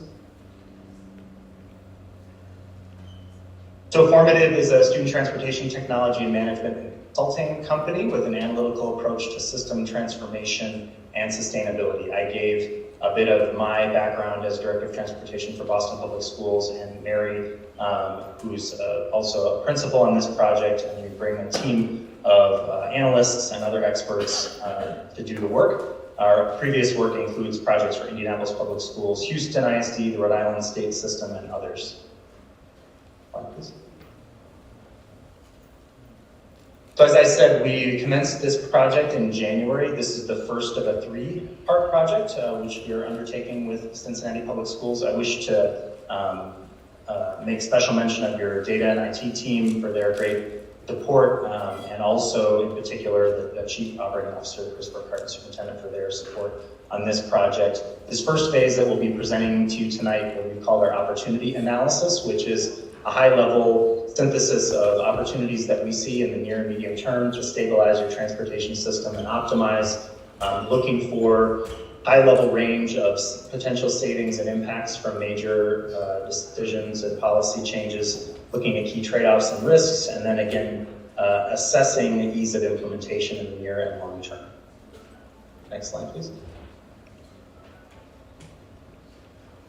What we found is that many opportunities do exist for enhancing efficiency and moving towards an operationally, fiscally, and environmentally sustainable system. I should add one key component of our work is all that long-term sustainability, but right now this opportunity index, we were focused on near-term efficiency opportunities. Bell times, we find, and we know that this has been discussed, is the single biggest opportunity for CPS is aligning bell times to create clear service tiers, whether 2 or 3 tiers, we'll discuss both, and to note that currently there is a sizable imbalance and misalignment, but the imbalance presently is with more schools and routes at earlier times. When we look at the CPS network routes, there is a lot of utilization opportunity, that is to say empty seats, with on average half of available seats left unfilled on a typical route. And some instances where smaller vehicles might be an option versus larger buses that require CDL bus drivers. Route lengths are very long and require significant travel time, and there's lots of factors that influence this fact. The school choice, specialty programs, and non-CPS schools are a factor. Service levels, this is where we look at the average walk distance to stop, to bus stops of your current students, and we find that relative to your policy or even other more pragmatic standards, that there appears to be ample room to consolidate stops and move to reduce the number of stops and then ask more families to walk in some instances further to a bus stop, which would allow you to increase utilization and save. In addition, there are some opportunities that we've identified to shift more students in grades 6 to 8 with feasible journeys to public transit or to walking based on the district's walk zone policy. Next slide, please. Our analysis, as we went deep and did a number of data analyses on different types of scenarios, so looking at the 2-tier, looking at 3-tier alignment. And so starting at the top with bell times, the 2-tier alignment, we found that just holding the number of routes constant and just aligning bell times would allow for at least a savings of at least 33 buses with potential savings of $2 to $3 million annually, that depending on the size of the gap between the bell tiers and some flexibilities that might be allowed in terms of how rigid you are with those bell time tiers that you ask schools to adhere to, that there would be additional slack that could allow for route thinning and other additive measures that could produce more savings. A 3-tier alignment, in theory, could create a framework for a much larger savings. We estimated up to 140 buses in a range of $10 to $13 million annually, but because of the time constraints, moving to a 3-tiered system would require a large number, at least 50% of your routes to be shortened, given the route length that we cited, requiring additional measures like stop consolidation or mode shifting or changing of service levels in order to fit the routes into those smaller tiers or the shorter distance between tiers. Looking at vehicle utilization and stop consolidation, that again could be additive in a 2-tier model, but would be these kinds of interventions would be required to sort of fit into a 3-tier model. Even a modest increase in bus utilization, say current levels of 48% of seats practically filled to about 53% via stop consolidation and balancing load, that is to say moving stops from route to route, could save another $2 to $3 million annually, cutting another 27 vehicles. That again would be additive in that 2-tier model. That's something that would be requisite in order to achieve the savings that are possible in a 3-tier model.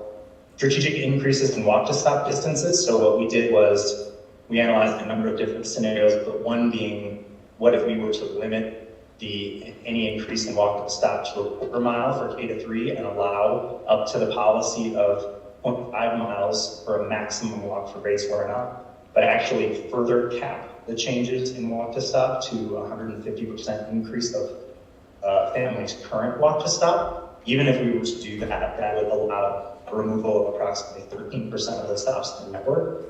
This excludes, does not include doing anything with the 1,500 plus curb-to-curb required stops in the system, so that those remain in place. Also, at the shifting some low-density bus trips to vans, that is to say those that have fewer than 9 students, for example, or 6 students even, or 5 students, for example, after optimizing might save even more money in terms of operating costs and allow for a lower requirement of CDL bus drivers.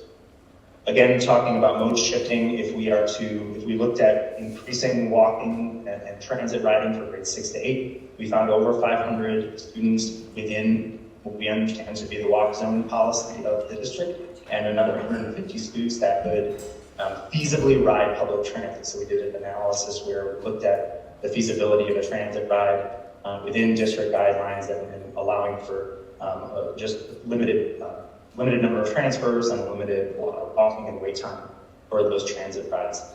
Noting that any increase, this analysis of walk zone changes would require change in board policy. We looked at grades 6 and up in this example to expand the road walk zone to 1.5 miles, and that's how we found the 500 plus walkers that could potentially shift.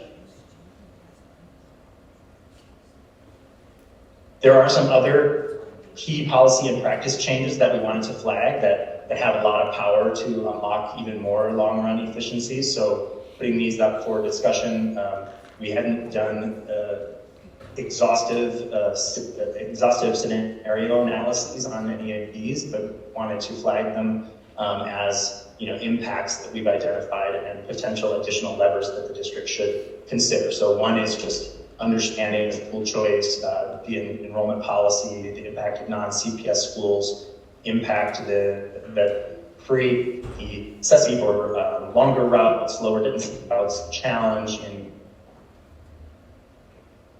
so long-run efficiency, sustainability goals. We need to take a hard look at these factors. That includes non-CPS charter magnets and schools with special programming. The walk zones are another huge lever, and again, we analyze specifically grades 6 and up, walking up to 1.5 miles in order to be eligible for transportation. Noting that walk zones within 1 mile, the district's current walk zone policy, are commonplace across the country and often are differentiated by grade level. An opt-in or opt-out practice and policy is another. These are two distinct, interesting additional options and practices that we suggest the district look into. One is simply allowing a family who's indicated that they don't need transportation and opted out, that opt-out status would persist unless they affirmatively requested transportation once again. Another example of a policy that can be very impactful, but that does require an intentional strategy to address potential communication and equity challenges, would be to not route students for transportation unless they affirmatively request it. And so in our experience, we've known districts to undertake policies like these and that they can have great impact as well. And it can also involve incentives or other alternative kinds of supports as ways of inducing families to opt out of transportation, transit passes, or reimbursement schemes, parking caps, and the like. Next slide, please. So going back to what we see as the kind of the key first policy opportunity and choice for the board is this understanding and making the choice between the 2-tier and a 3-tier L-time framework. So we see this as one of the most impactful, biggest choice that then kind of sets the stage for what required or what additional opportunities the district has there to enhance efficiency. So just kind of going back to what some of the points I had made before, that a perfectly aligned 2-tier system allows for at least 33 vehicles, 33 vehicle reduction, whereas a 3-tier system offers a bigger potential savings, 140 at most, with, however, the vehicle utilization stop consolidation savings being additional to the $2-3 million range that were estimated in the 2-tier system versus the 3-tier system, which would require significant vehicle utilization stop consolidation in order to achieve that whole possibility of savings within the 3-tier framework. So on the 2-tier side, it would be recommended, if not for the policies that the district wish to pursue, that there could be additional targeted stop consolidation and mode shifting and service level tweaks. That would be a recommended option, whereas that would be required to get into a 3-tier framework, and similarly adjusting service levels and route shortening would be, that's the major driver behind requiring these other types of interventions on the 3-tier side, whereas on the 2-tier side, those kinds of shortening activities would be limited, and depending on how wide a 2-tier framework was, there might actually be some opportunity for routes to be lengthened. So, and we talked about in some of the scenarios we analyzed whether schools would be required to be rigidly on specific bell times, either a 1st tier or a 2nd tier, or a 1st tier, 2nd tier, or a 3rd tier.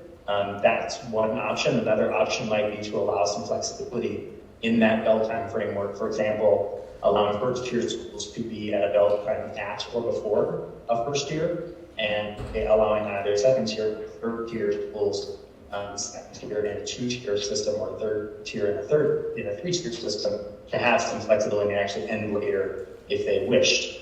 Such flexibilities would allow for some greater windows and for some further flexibility, allowing for some additional utilization savings. In terms of operation and implementation, the two-tier system, again, depending on the width between the tiers that the district chose, that would allow on average more slack, or could potentially allow routes to be longer, getting more space between the end of one route and the start of the next route. So that allows for, that slack allows for on-time performance, whereas with a two-tier, you'd be much more restricted, and so on-time performance would tend to degrade. Just tighter windows would make it harder to achieve higher rate of on-time performance, and just natural variability would cause degradation in performance in later tiers. Slide, please. Again, going a little bit deeper into some of these trade-offs and benefits, so I'll start with the two-tier. So on the two-tier side, the benefits of this policy choice would be this: potentially, given the window, gives you the best conditions to assure on-time performance, particularly in the second tier. Once implemented, the two-tier bell time framework would allow for additional savings and efficiency from higher vehicle utilization, perhaps more stepwise over time. The additional slack and the larger number of choices on each tier would allow for easier route pairing. That is to say, choosing once a route is finished at one school, which route it would then be paired with in the second tier. The slack, that probably being the biggest factor, and kind of the ease and the working conditions for drivers with a two-tier system, would likely result in higher driver satisfaction and a little bit less pressure on drivers, which you likely can need usually more of them. That system also, with slack on either end, could more easily accommodate a variety of day lengths. That's another benefit of a two-tier system. In terms of challenges of a two-tier system, it may reduce the number of choices that your current schools have in terms of picking one or another, first tier or second tier. There would be, on average, in our analysis, or many different scenarios, particular schools might move, but we have on average greater magnitude of bell time change for most schools. Because the framework isn't as aggressive as the three-tier, it would diminish the potential long-run savings from bus count reduction. Because of the fewer options and the bigger impacts, the bigger average changes, it may be harder to convince non-CPS schools to move under a two-tier framework. Three-tier framework, on the benefits side, provides more choices for schools, so 3 choices instead of 2. There would be, on average, because again, 3 choices, a smaller magnitude of bell time change for more schools. There would be a greater potential bus reduction possible if you could achieve perfect alignment, perfect pairing, and reduce the route length as we indicated. The challenges, again, would require significant route shortening by SI consolidation, service level adjustments, or other more assertive interventions in order to squeeze routes into those tighter windows. More complex and limited route pairing options, so you have less time to get from one route to the start of the next, and there would be fewer choices with which to pair. So there would be limited route pairing opportunities. That's another factor that results in what we typically see in a 3-tier system is progressively degraded performance in tiers 2 and 3. It's harder to avoid undesirable later bell times. That is to say, some schools are just going to have to be in that tier 3, which is likely going to be closer to that 9 o'clock hour, which a lot of schools are not as keen on.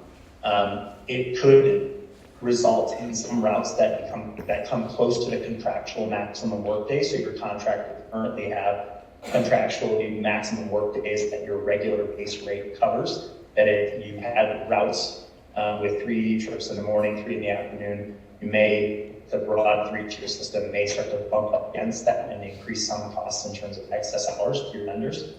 And finally, with a 3-tier system, it's a bit more rigid, and so it's harder to accommodate various length instructional days. Next slide, please. So to conclude, our guidance after this first phase of our analysis is that there really isn't a correct configuration of bell tiers, but focusing on this is the most critical recommendation and most critical endpoint for the board. Both tier systems have their benefits and they have their trade-offs and risks.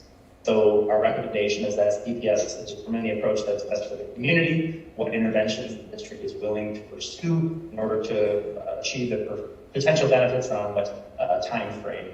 Strong implementation is critical, and as we know, we're getting closer to when decisions need to be made in order to act the plan. Implementation is so time implementation is key, and that implementation is so critical. So we recommend CPS considering crucial contextual information when making a decision. So what you understood to be family, staff, and student preferences, the implications of different health schedules for extracurricular activities, sleep, work schedules, childcare, etc. That there you have some good data, that there are also preferences within the school community that may vary as between school communities from community to the next. So we recommend continued engagement on this timeframe as you work towards implementation of any solution to understand the impact on families, their preferences, how they perceive the various trade-offs and benefits, and where there might be other kinds of compensatory changes that could help to address concerns that folks have, like wraparound care or the adjusting of extracurricular scheduling. To recap again, just three-tier, a two-tier system with broad spacing, say 60 minutes or more, and what we've called an eased bell time alignment. That is to say, giving some flexibility on either both ends, that schools could choose a time, at or before the first tier or at or after the second tier time, may provide a savings from reduction on its face, but the two-tier system has the benefit of allowing more ability to enhance things over time without being too aggressive, stop consolidation, mode shifting, or service level adjustments in order to shorten routes to them into that window. So that allows CPS to strategically pursue targeted interventions and have the best conditions for achieving on-time performance. A three-tier system, on the other hand, does offer the best opportunity for big savings, both in the near term and then in the long run. But it does require significant route shortening, and so much more assertive other measures in order to ask families to walk further to bus stops, potential changes to walk zones, mode shifting to transit, other measures that would allow you to shorten those routes and get the benefit of the savings that the three-tier system offers. And then, of course, it does offer the most challenging operational configuration just because of the tighter windows. And that's just something that that the district would need to understand with a three-tier system. Next slide, please. So our engagement, this first part that we're presenting today is the opportunity analysis. The next phase is to take the decisions from the board and the superintendent and the team and go deeper into a few or the specific set of policy changes or set of practice changes that the district would like to pursue and go much deeper in sensitivity analysis. And then the third phase of our project will be to take these near-term recommendations and an additional set of long-term implementations, including fleet electrification, and put it into a broader pathway to sustainability that's more of a long-term strategic plan for the district. Next slide, please.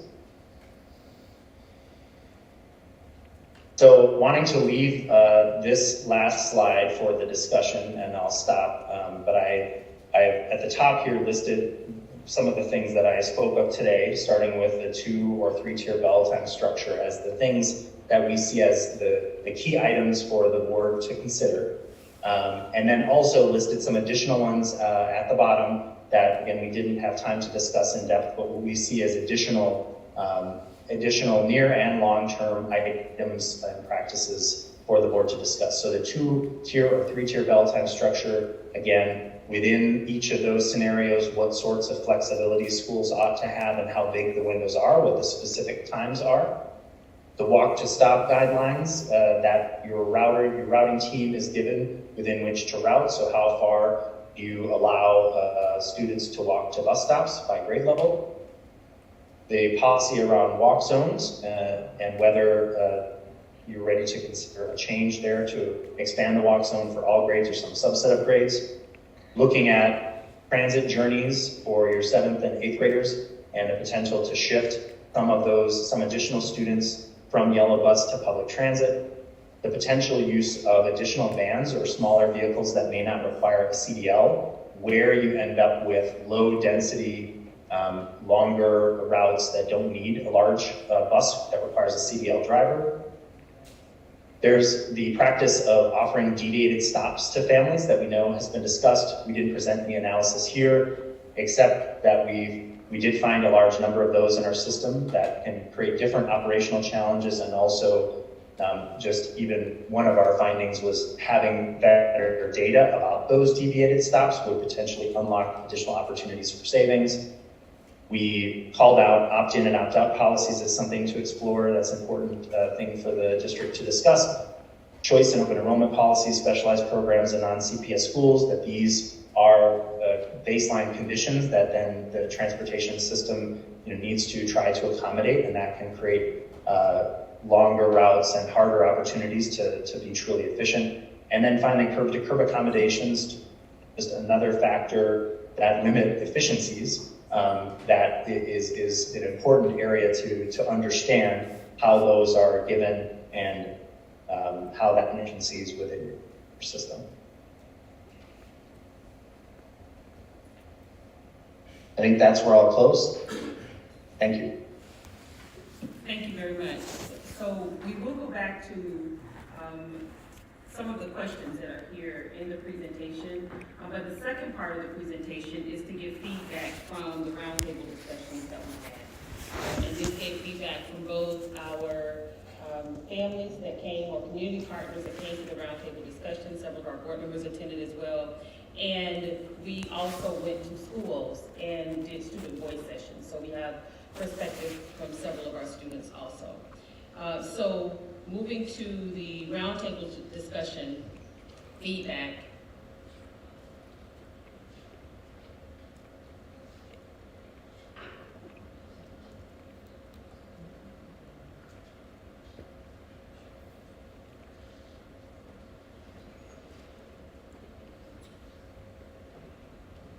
Okay, next slide. So we had the overall objective was really for the participants to look at the different possibilities around scenarios, suggest other possibilities, give voice to both to the stakeholders, specifically the parents and the students, as it really essential to making the necessary improvements. So we had 5 in-person roundtables. We had 3 virtual roundtables as well. We had about 250 people that were registered, 247 to be exact. For the in-person, we actually had about 32 that came in person, and for virtual, we had 49. So when we look overall, we had about, 81 people that actually participated in terms of quick math. But we did have several that also gave responses as well on the survey, because they could also watch the presentation online and also give responses that way. So we did get some feedback that way as well. Effectiveness of the feedback, so 81% of the participants thought that the sessions were well facilitated, that they reported being engaged. They felt like that the district really cared because we were having the sessions and getting their feedback, even though they didn't necessarily like some of the answers for some of the responses. They did appreciate the honesty and the transparency, and they did reference, we heard this one quite a bit, to thank you for at least asking for parent opinions, as this directly affects us, especially single parents that work daily. So just wanted to just highlight that information in terms of feedback. Topics of conversation, much like what we heard today with formative, because we recognize that many of the areas are very similar. And so in terms of those topics, tiered routes to and from school and start times, and that goes along with the start times conversation that we just had. Mileage and time on bus, and so that's how far it's taking for students to move how long it takes them to get to school on the bus in terms of transportation from beginning to end, and walking to and from school. So those were the top 3 in terms of support as trying to address the overall issue. There was no support for the hub and spoke process, which is the yellow bus and metro hybrid, which essentially meant, and I see some smiles because we talked about that ahead of time, but there was no support for that. So essentially that is, students are picked up, they're taken from one location to another location to then get another bus that would take them then to school. And so there was no support for that. That was also not something that came up in terms of the recommendation from formative that would allow us to address our issue. But we did want to call it out because it was something that was discussed. So, do you support a 3-tier start time for all of our students? And you see the responses in terms of agreed, about 51% agreed, and then another 22% didn't agree or disagree. And so the vast majority in terms of the support for that were those that agreed for it. 25% strongly disagreed or disagreed. And so that was a three-tier system where we have 3 different start times. Essentially, for those to be the most effective and most impactful, you're looking for about an hour between each of those start times. So that's really because you're using the same population of buses to take students from one location to the other. So just so that we add a little bit of clarity when it comes to that. This is the feedback that we gave, that we received back in terms of benefits of the 3-tiered system, and you will notice that the respondents gave some of the same commentary in terms of what would be better, just as formative did. So many of the recommendations here came from formative as well. More efficient if routes were shorter, faster routes and fewer students, could make bus routes shorter. We heard that quite a bit. My children they're late. They have late and early start times, and it works well. So in terms of that, we have parents that had children in different places. We always had tiered routes prior to COVID. This makes it more efficient and cost effective. And so this was just some of the benefits that were provided for the 3-tiered model from the respondents and the participants. What suggestions do you have that could mitigate challenges of a 3-tiered start time for schools that are, so that this really got into how we would decide or determine which schools would be in which tier. And so this talked about looking at schools that were in close proximity, clustering schools together in terms of start times. There was a focus for some on making sure that we were looking at the healthy start times as well. So there's a lot of data around the support for the healthier start times, especially with our older students. Schools cannot solve all of the societal problems. That one was one that came up often.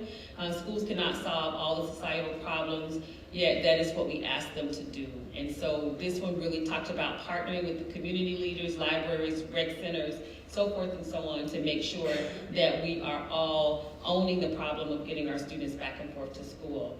And then the last one on here is if neighborhood elementary schools that are close by could allow students to still have the healthy start time. And so this was really talking about enrollment in the neighborhood school. So this took us back to the rank. Please rank 3-tier start times in order of acceptability. And this actually gave times. So and they were really pretty close in terms of how the responses were. We had the highest number of responses overall across the board for the 7:30, 8:30, and 9:30 in terms of most acceptable in terms of percentages. But that was very close to 7:15, 8:15, and 9:15. And so the earlier times, 6:45, 7:45, and 8:45, and 7, 8, and 9 were not as acceptable, but the 7:15 and 7:30 times respectively, if there was a 3-tier start time, was something that was acceptable. So we did do feedback from principals as well around start times, if which options they would prefer. And so this gives the count based on the option. So whether they were looking at a 2-tiered option or a 3-tiered option. So for the 2-tiered option, we had 47 that wanted to start school at 7:45 and 19 at 8:45. And then for the 3-tiered option, 7:30, 8:20, and 9:10 were the times that they looked at. And that was 32, 28, and 6 respectively.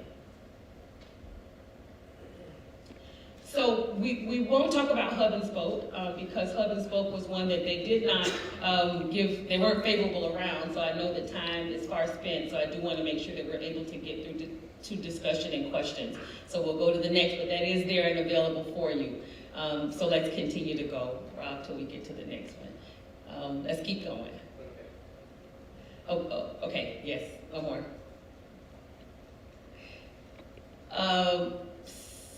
If you go back for me, I'm sorry. One more. There we go. So this gave some plus deltas, and the plus deltas here were also very similar to, again, the feedback that we received from Formative, so I did want to keep them here so that you were able to really see where the support was in terms of what we're looking at with transportation and the buses. There was some concern or some question about the individual routes that we had before for Metro. And we have discussed that, I think, pretty extensively, and so we know that at this point we're not going back to extra routes. So it's really trying to find the way, not trying, finding the way to make certain that we're getting our students to school on time.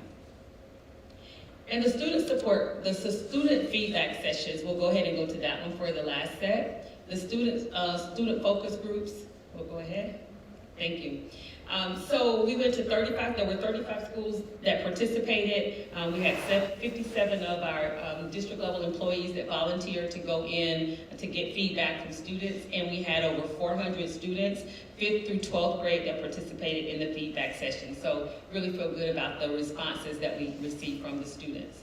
These were all of the schools that participated, so we want to thank the students at these schools and the principals at the schools for making their school available to us and available to the students for us to get feedback from them. But if you will notice, we have all types of schools that are included here. So as we look at the 35 schools that were included, there were all types in terms of the inclusion. And these are the individuals that facilitated the conversation. So this is our district staff that did the facilitation in the conversations with them. So you see a combination of principals here. You see district level staff as well that really assisted in the facilitation of the sessions with the students. The topics were really the same kind of topics, but targeted towards students. The best parts about riding the bus, what would make the bus ride better, should 7th and 8th graders only ride yellow buses, only Metro, or should there be a choice? What would you like to share with us about your experiences riding to and from school, just to call out a few? So these are the things that our students gave about the best things about riding the bus. I thought that number 3 was a really cute one. They get to sleep as they're riding the bus, and so it was always wonderful to hear the feedback from students. Talking to friends. There's the second one was very interesting as well. It gives you independence, and that was in reference to Metro.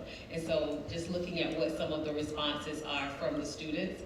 And one of them even talked about having a better sense of community due to going downtown and recognizing people. So this information is here. There was a shout out for a bus driver, Miss Ebony is fair. So I want to make sure that we give a kudos to Miss Ebony because she made the shout out list in the student sessions. What would make riding the bus better? And there is a variety of information that's here as well that's in terms of feedback for the students. So this has been provided for you. But there are several things here that would make the ride better for them. Assign more buses to the Metro routes is one of the things that they actually said as well, which I thought was interesting. Begin running express buses again, and so that is specific to the extra routes. And then there were comments around being right on who is not following the rules on the bus, and so that talks a little bit about the behavior on the bus and how we can work with those on the bus to improve or really help to monitor the behavior that's happening there. Some of the buses are packed and they keep letting people on, and so that's another one that was called out.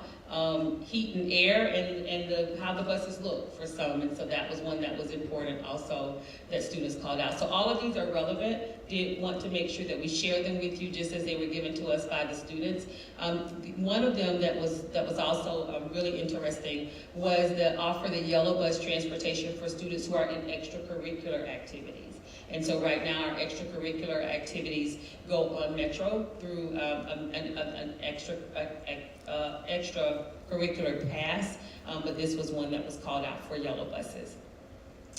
Recommendations, top recommendations, there were 3. And this was a combination of the students really knew more about deviated stops than I thought that we talked about. Tiered start times was one that came up. extending the space or how long. Some students referenced being willing to walk a little farther if it meant that they were gonna get to school on time. And so that's just kind of, or that they were willing to walk farther, a little bit farther, if they knew that the time for them to get to school would allow them to get to school on time. So the radius for the 1.5, as it was explained to the students currently, is at 1 from where the school is, 1 mile from where the school is. But if it meant walking, you know, 0.25 or 0.50 to their bus stop for them to get to school on time, and they thought that that would be something that would be important. And the other that came up, and I didn't hear about it as much tonight in the presentation, but it was talked about quite a bit in the other presentation, in the other conversations building up, was the elimination of deviated stops. And I think that that's something that would really have to take some conversation from the board, because the deviated stops has been a level of service that the board has provided, and the district has provided to families for a period of time. However, we have, you know, individuals with a deviated stop every day. And so every afternoon it's a different location. So being able to make sure that we take a look at that as well.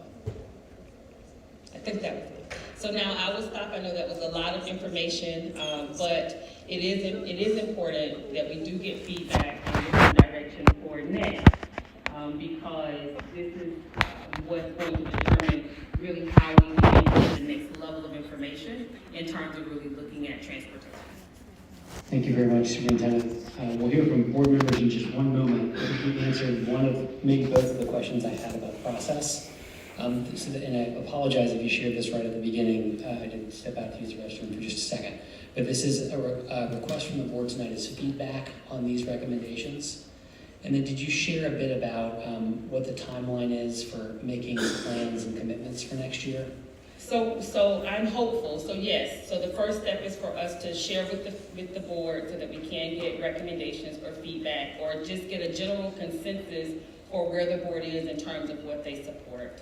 Hopefully by the next board meeting, we have some opportunity, and I think our next board meeting, our actual next business meeting is on April the 10th.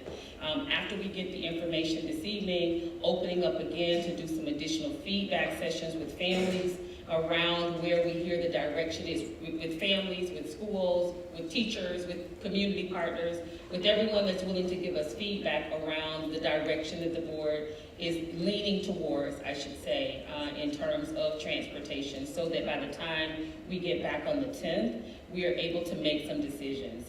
Because whatever we do, we are going to have to socialize it with parents, and we do need to make sure that parents are completely aware of any changes that we may be looking at. Thank you very much. Board member questions or comments?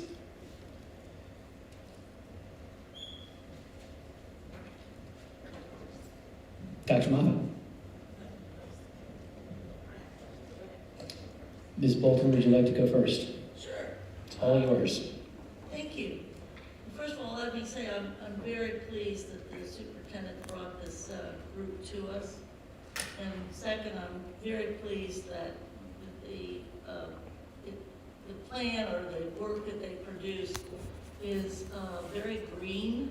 It is also comprehensive because they look at transportation much as we did in our policy development, those 3 transportation policies, where we talk about bicycles, we talk about walking or the walking school bus, and these people address that too. And I think they're in our, kind of in our value glide, if you will, and I appreciate it. I'll just go from this one page first, and I am interested in saving money, of course, and right now transportation is costing us disproportionately too much, and it is not a sustainable line item. But I think for our first year of it working with the light plan, if you will, the way to go with this, I still think is a 2-tier, largely because I think our folks want us to be on time, and more than anything at this point in time. So, and I think at least the way they described it, the way you've described it, and I understand it, the 2-tier is at least initially a good transition, and it's more reliable.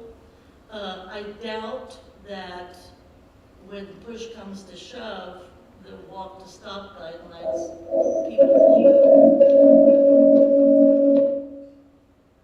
that people will actually want to do that.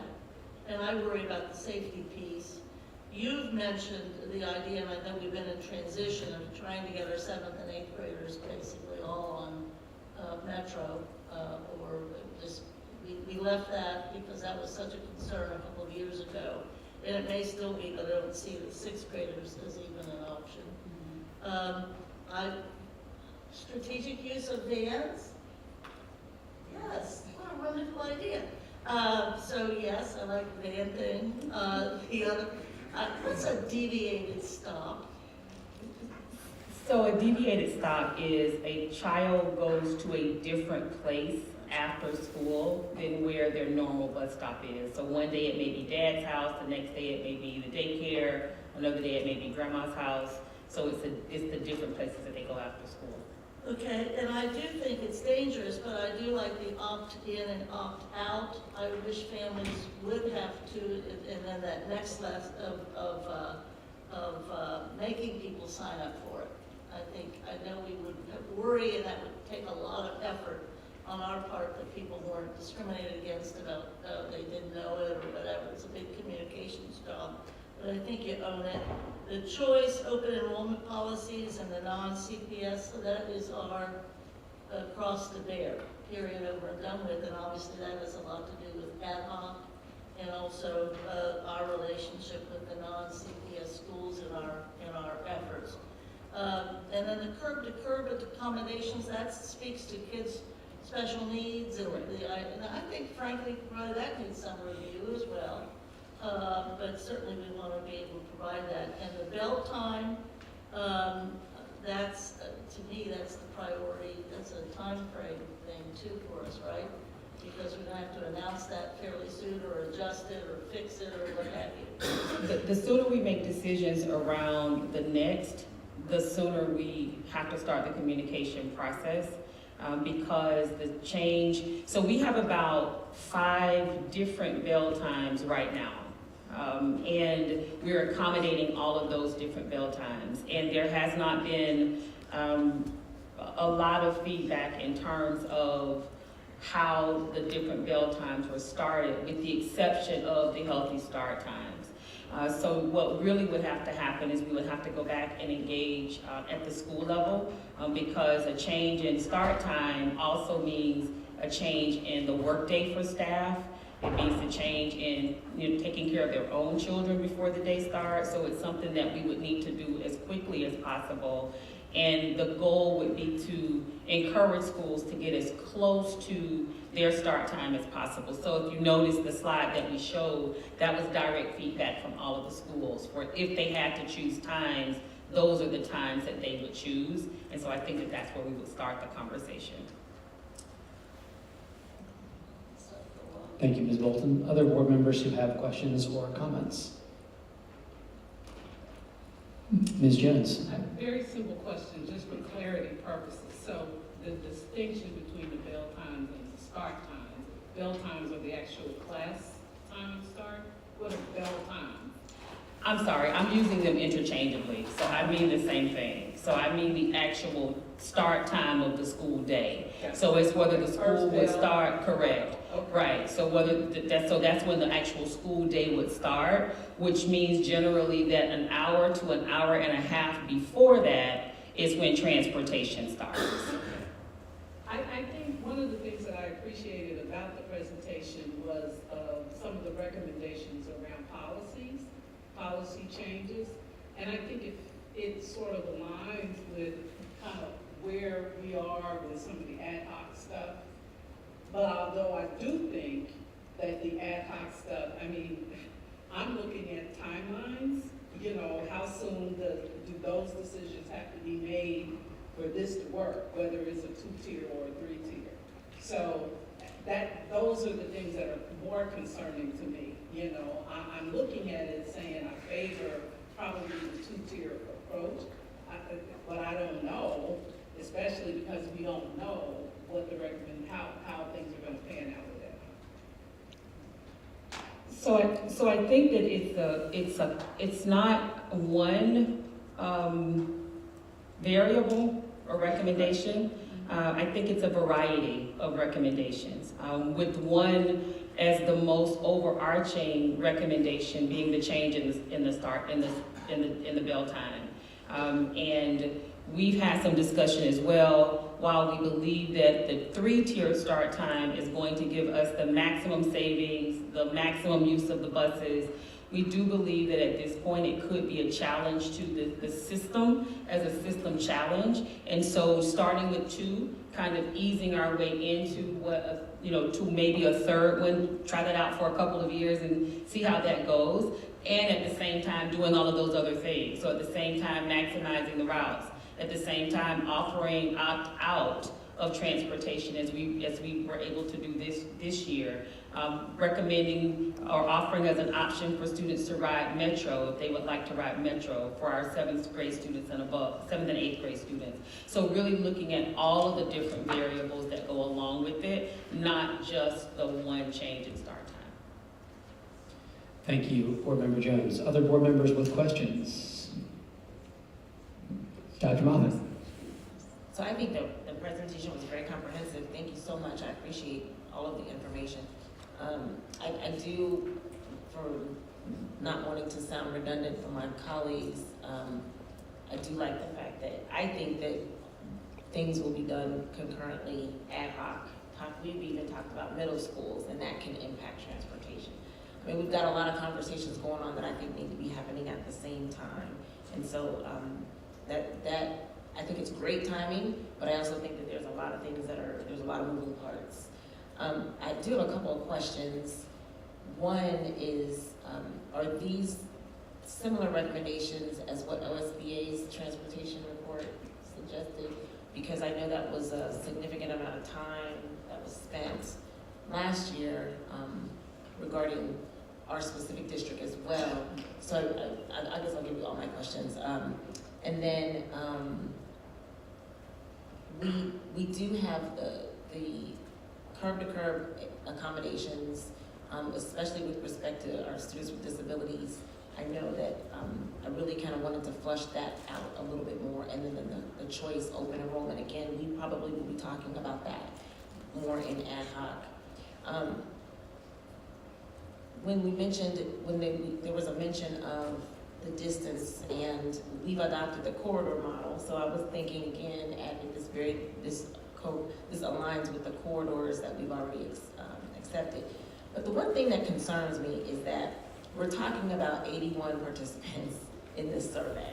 And so that is a very low number to be basing a lot of huge decisions on, to me.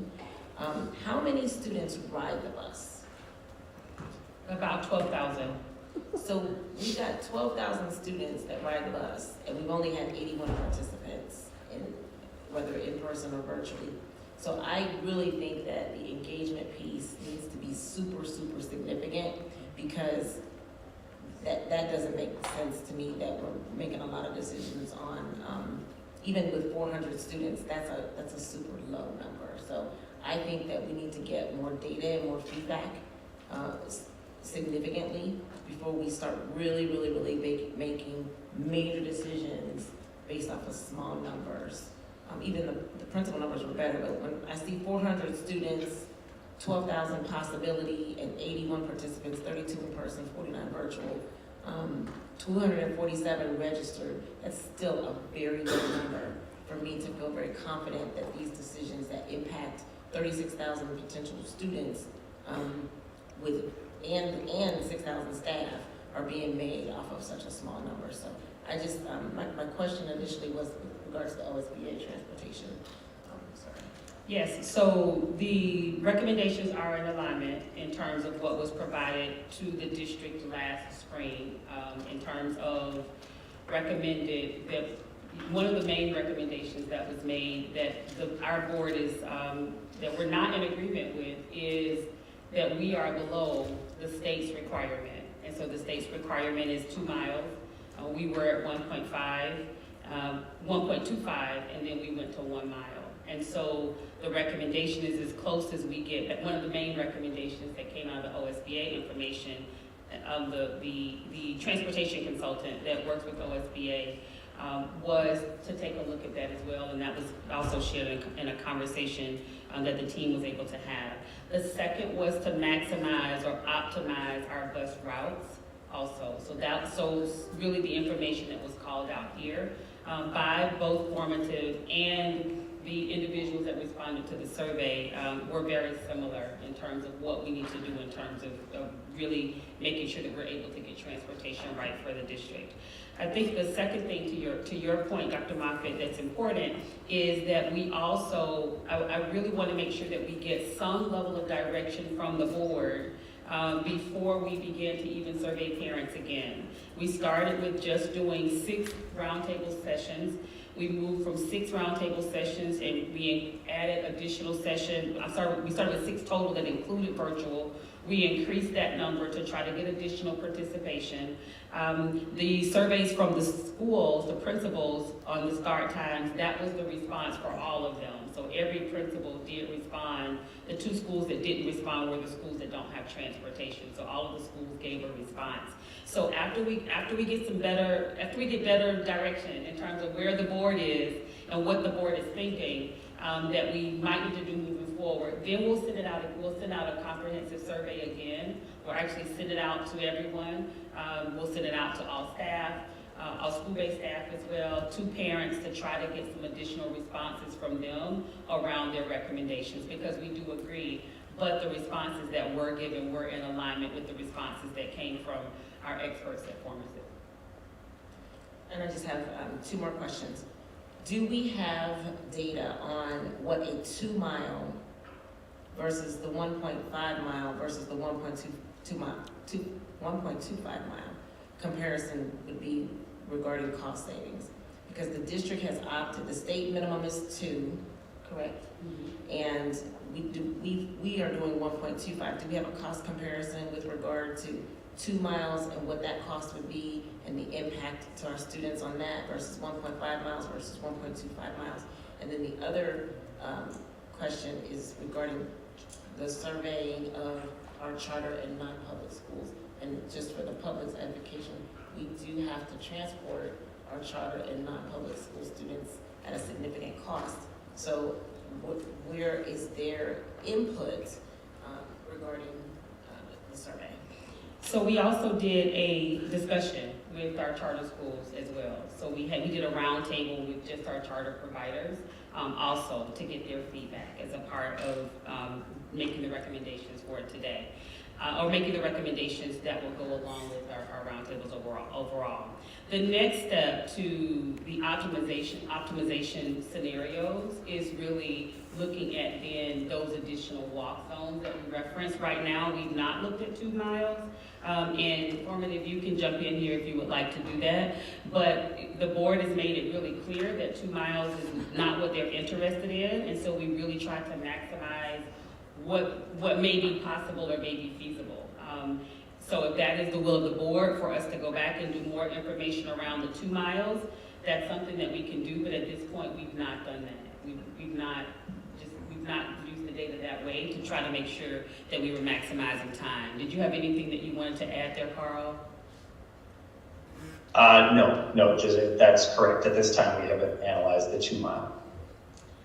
The next step to the overall, after we get some direction or recommendations, would be now looking at the different scenarios so that we can give more feedback on kind of what those different scenarios would be. Thank you, Dr. Moffitt. Thank you, Superintendent. Mrs. Weinberg. Now I'm up. Thank you, Superintendent Wright. I just have one comment and I have one question. First comment is I think definitely we have to be very transparent once we decide on something so that we can alert parents and that they're aware. And you know I'm always going to bring up this question with the different tiers. How will the availability of buses help out after school and sport activities? So one of the things that you will see in the treasurer's report tonight is we were contacted after I sent the updates last week about charter organization that defaulted on the buses that they had, the vans that they had coming. But we had to move quickly and get some responses from the board quickly. So you will see them, you will see that in the treasurer's report tonight. Right now, it's set up such that each of the high schools would have a 9-passenger van. As I shared in the updates, 9-passenger is all that we can do that doesn't require a CDL. So we're hopeful that that will then be responsive to some of the needs that we have around athletics. So on that end, so I just wanted to put that in right now since it will likely come up when we have the overall conversation, but that's the reason why.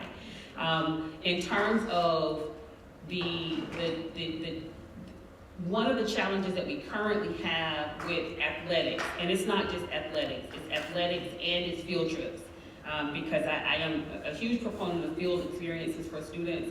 One of the challenges that we have right now is because of the need that we have for buses during the regular day, individuals that will otherwise be available for backup drivers or be available for field trips are not available to do that for us. It's the same with athletics. And so there was a little more flexibility last semester with those particular sports because we had more control over when the times happened, so we could kind of piece it together and get there. We had families that supported, we had coaches that supported, we had teachers that supported, and so we were able to get the students back and forth to the events. This semester, not so much, because we don't have, with a lot of the track and field events, we don't have control over the start times for those events. So, and that's just one area that I call out. And so when we think about the change, anything that we can do to get closer to what we need during the day to start school, to pick up school, the more flexibility that it gives us in the afternoon. And that's, you know, the most efficient would be the 3-tiered. However, I think that that would be the most challenging for our organization right now. It would cause the most tension on the organization. Do you think that with the tier 2 that it would open up a little bit of some possibilities of having some available busing available? I believe it will. I just can't speak at this point to how much it would be because we would also have to run the different optimization studies for maximizing the current route. So as we're talking about the changes in the tiers, we're also talking about maximizing routes. Thank you. Thank you, Ms. Weinberg. Anybody who's not gone yet like to go? Mr. Moreski. I have not gone. A lot of my comments have been summed up. I would just also lend my support for Tier 2. I just feel like Tier 3 is a tremendous amount of change pretty quickly. I have reservations about some of the suggestions regarding deviated stops, but I also understand the reason for it. I don't need to tell anybody here, a lot of our families have different needs after school, and I'm confident we can figure out a way to do it equitably. And I appreciate also Mr. Allen and your team, informative, the really deep analytical dive you did in all this and presenting it in such an objective way and making note in at least one of your slides to the equity challenges to a couple of these. So obviously everybody up here knows how I feel about early start times and doing what it does really upsets me as well. But again, there's certain realities we have to have, and I'd just like to put in another vote of confidence for the work the ad hoc committee is doing, because I know a lot of that 5 years ago now was born out of this conversation. It's a shame in a lot of ways it took 5 years to get this presentation, but I applaud the superintendent and your team for having this done. Again, thank you, Mr. Allen. Tier 2, I like if we can work with families on deviated stops. I don't know what that means. I'm not an expert at this. That's the only thing I toss out there.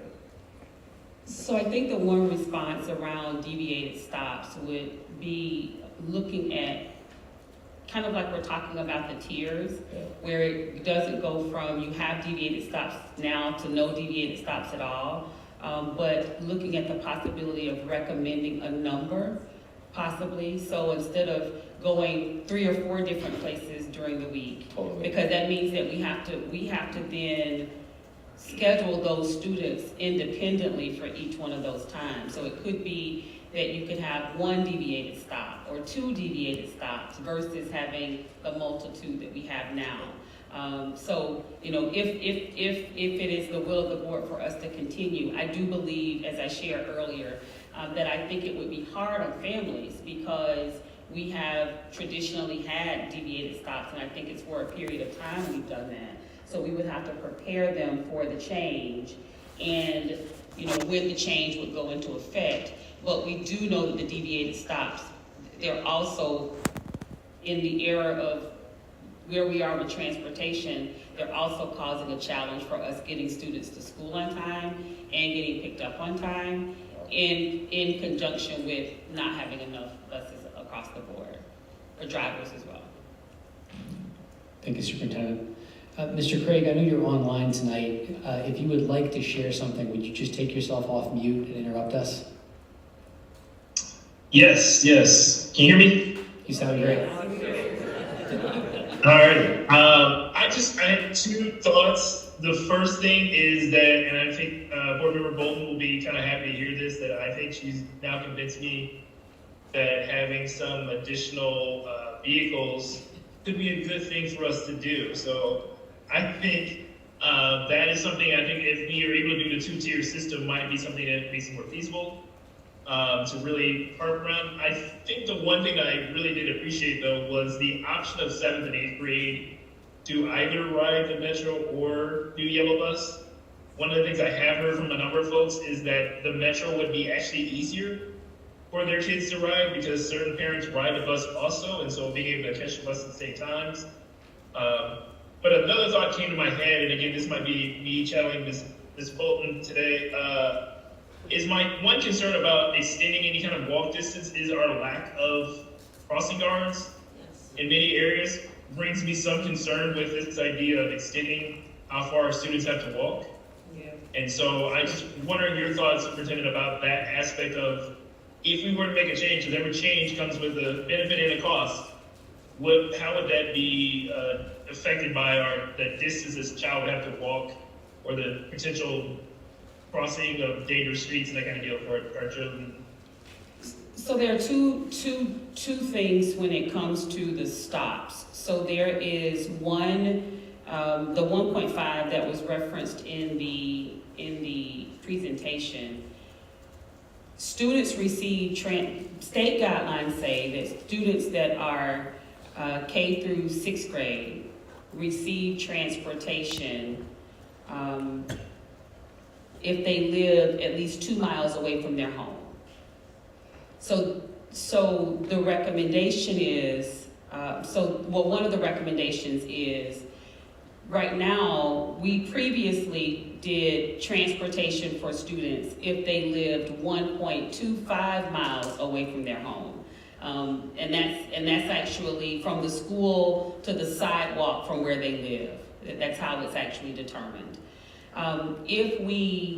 So this year when we changed, when the state made different requirements for students that were in charter schools and the board made decisions for our K-8 students, we changed that walk distance from where they live to their school from 1.25 miles to 1 mile. So essentially what that did is it meant that 25% more students were now on the buses that were not on the buses before. So that's the difference with the 1.5 and the 1.25. In terms of walking to their bus stop, right now we are at a 0.5.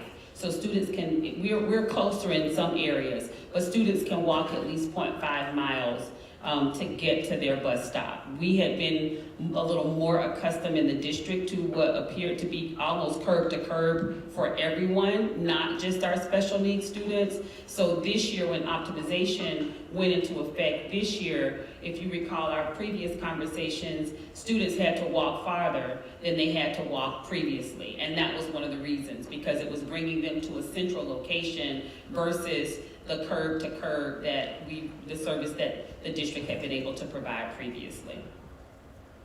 So in terms of the question around crossing guards, there still would be the need for crossing guards. And I think that pedestrian safety aspect of it is just an important thing for us to think about, even as we're talking about students, even if we're talking about cutting down on some of the stops so we're able to create some more collective spaces, but also rather students walk from longer distances to school.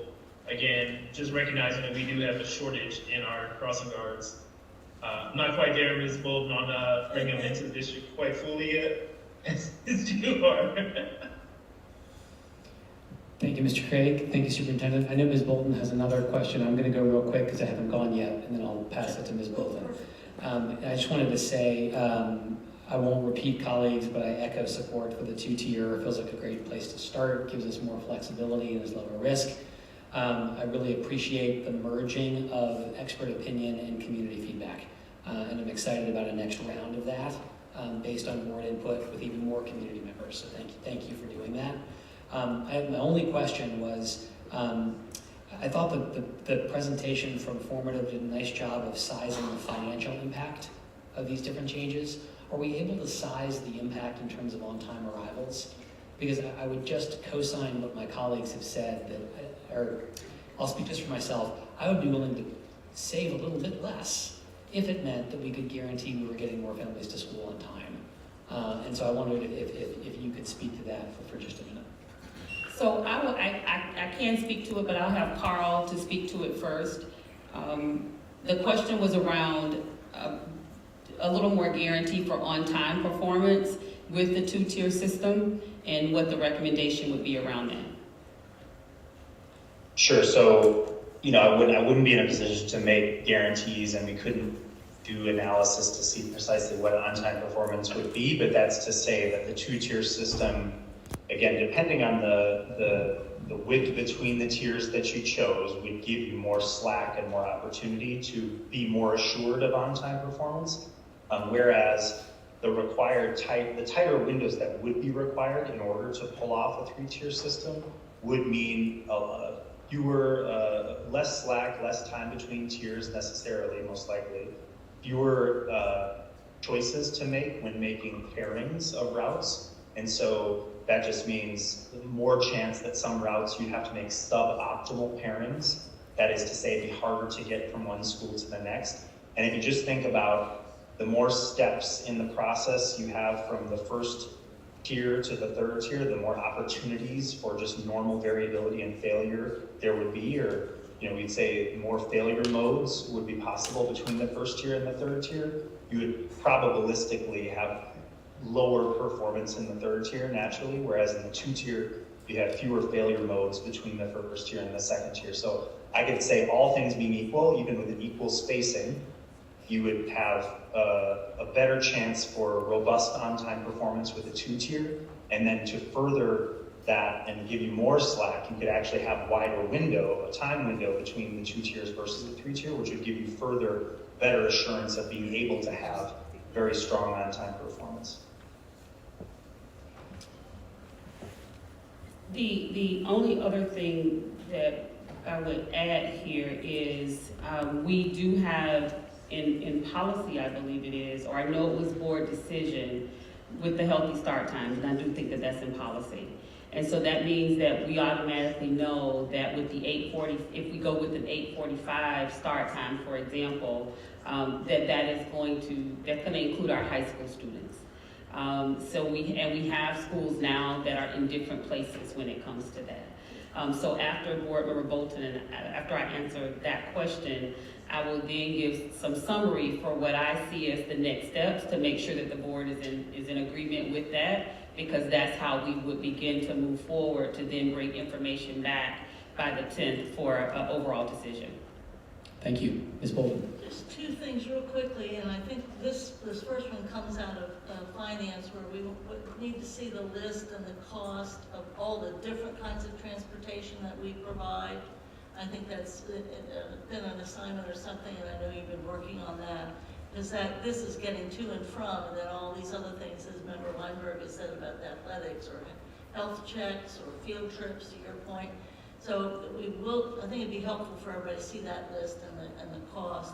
The other thing, one of the other, and I know this sounds a little strange, but just from a I don't know, a communications standpoint, I like the 1 mile just because that's easier to describe to everybody. But more importantly, I think we could engage the city and city council about kind of reestablishing school-safe zones. If you say from the radius of 1 mile or what have you, I just think that could really be a great partnership, and it would do what these folks are talking about. Might help with some mode shifting too, to where you have the walking bus or you have other sorts of neighborhood watch or whatever. So I think that would be a good effort with the community and with the city. So what I see as next steps, what we'll do next, unless there is recommendation that we do something otherwise. Our next principals meeting is on Thursday. So on Thursday, we will have conversation with principals around looking at the 2 tiers. They've kind of already said which tiers they want, but we do want to make sure that as they've given us those times, that they've also engaged their staff, they've engaged their ILTs in the conversation, that there's been some conversation at the school around what those times would be. The second thing that we will do from there is once we get that solidified from them, which may not be until after we come back from spring break, we will then take that 2-week period to then do as much as we can to get information out to families, to get some responses from families about their specific school. So if you are at Kilgore's time starts at this time. That may not have been the best example. But if you're at Kilgore's time this is the time that we're looking at for Kilgore. Any feedback that families have on that, to try to get as much feedback as we can from those that actually ride the bus, so that we are then able to give that feedback to the board. I'm optimistic that we can get as much as possible by the 10th. But it might be, right before the 10th, before we can get it to the board for them to actually review the information, so that we can then make some decisions and then give the additional information to formative in terms of what the start times would be. What they will need will be the start time by school to actually do the optimization, because they would use the students that are assigned to those schools and that start time to then say what we would be able to do in terms of changes. Carl, did I miss anything with that? I think that's right. Thank you. Okay. Thank you. So thank you for that paraphrase, Superintendent. Is there any concern or additions or changes? Okay, thank you, Superintendent. We appreciate it. So I believe then we are ready to, anything else on transportation, Superintendent? I just want to make sure that we will start on Thursday with the engagement for principals, so that we can start that engagement with schools and with families. And I want to make certain that the board is in support. Yes. Thank you. Okay, thank you. Wonderful. So we're going to move right on to our next presentation, which is on the FY24 budget. Thank you to the formative team as well. Okay.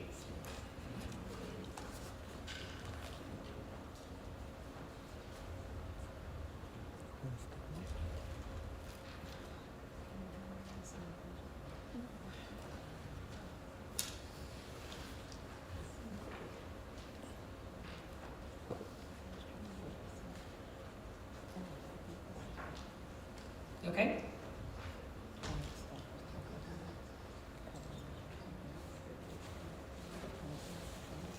Okay, so wanted to start from the very beginning with where we are right now as we begin the conversation to where we go next. And I will try to be as thorough as possible on the slides, but also prepared to receive questions as we go through as we go through the presentation.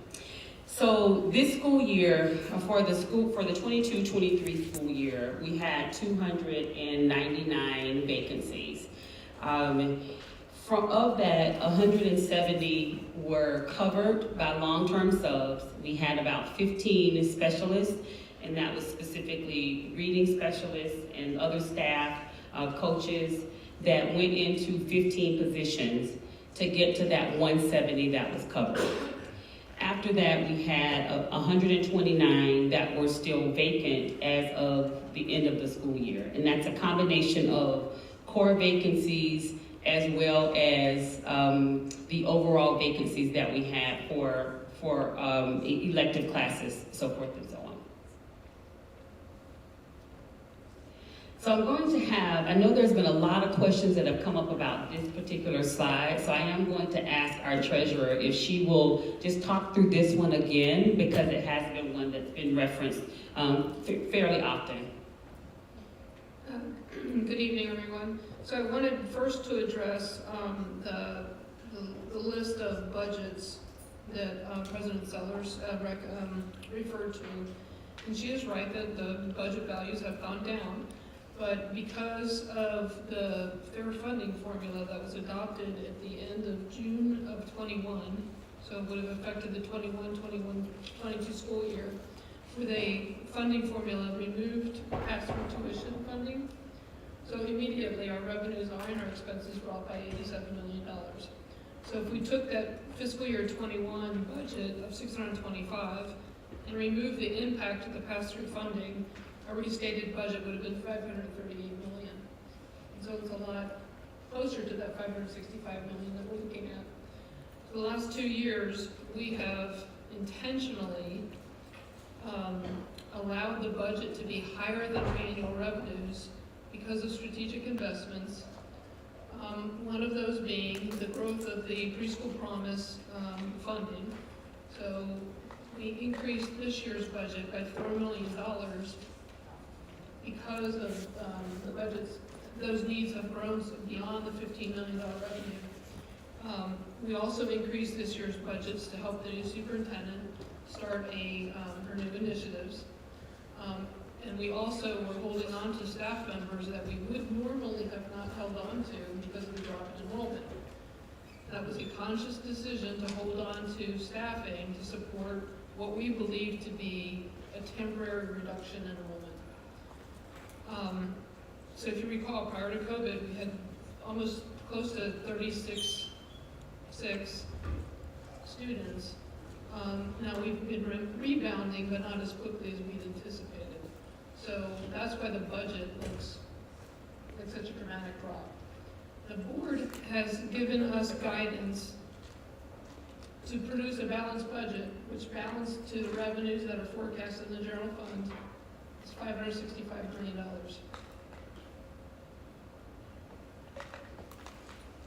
So I think as we continue the conversation around the budget and the budget next steps, I do think that we want to engage in dialogue with the board around whether or not we are truly looking to balance to 565 or we're looking to balance to some other recommended number that we think is appropriate. So I just want to add that because this is in direction from what was provided to us.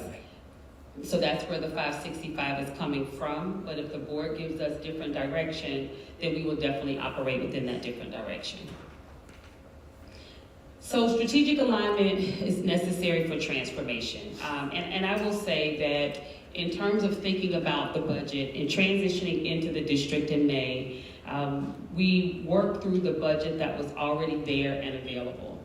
There were a few areas that we did have to go through and tweak, but we were not able to make recommendations that would then begin to do an overall school improvement alignment and alignment to what the goals and guardrails are, because at that time we did not have goals and guardrails. So we have since then gone through the goals and guardrails process, which gives us the priorities, and the guardrails actually were the values that were provided by the community. And so looking at what those values were and looking at the goals, then how we're going to use this as a year of action to begin some level of implementation around meeting those goals.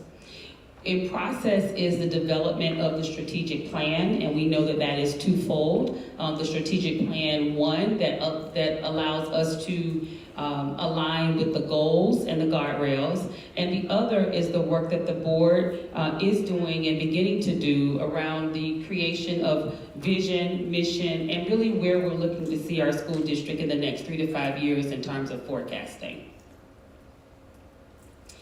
So these were the top 4 areas. Our treasurer, when she started doing the initial conversations around the budget, these were the 4 areas that we talked about during that time.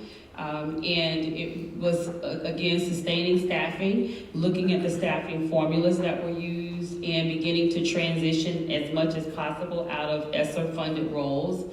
High school transformation, the focus on high school transformation was really an area of focus that was shared with me and the board when I came to the district, because it was important for us to really begin to look at how we were celebrating the great things that were already occurring in the district, but also how we're looking at the schools that were in need of improvement and how we began to do that work.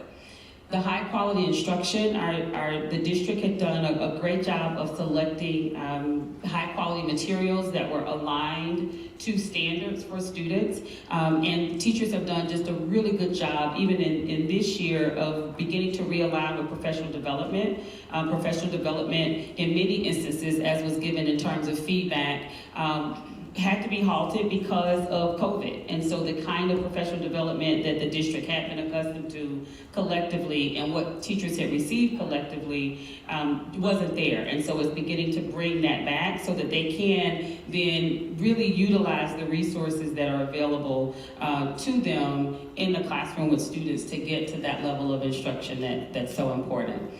And the last is focused on resources, how we're getting to equitable resourcing based on specific needs. And so one of those that we identified, which we'll see as we come up in the other slides, has been on English language learners as well.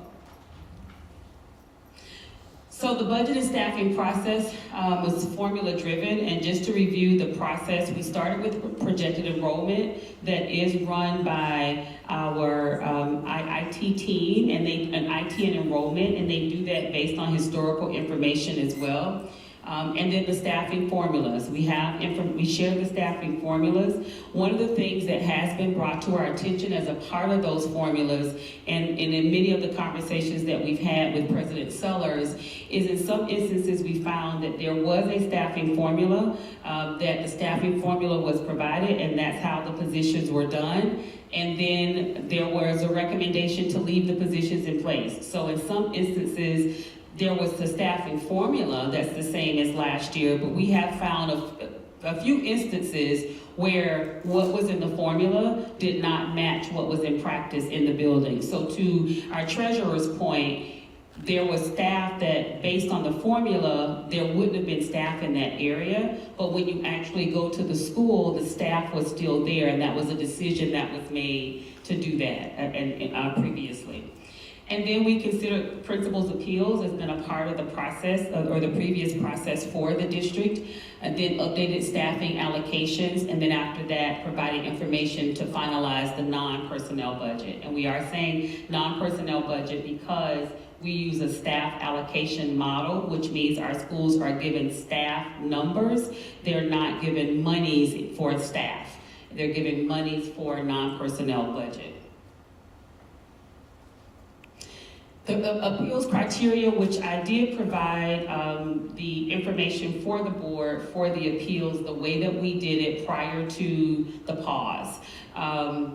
It was an issue of whether or not the request was a formula correction. So there were some instances where the formula was run, but what was given in terms of staffing didn't meet what was on the formula, so that we identified and we corrected it. The other was class size adjustment. So for example, if the formula called for one number, but the school was actually one number below that, we did make that adjustment as well, because we know how formulas work in systems, and so then we have to go back and actually manually do some of those changes. So that was the second.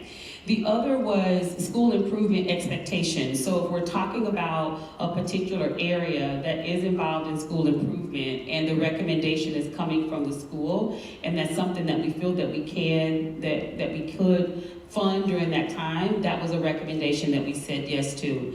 And the other was a programmatic needs. And so, for example, if you were going to losing that teacher meant losing a program, and that was given in an appeals formula, and in an appeals request, then that was something that we considered to do the update as well.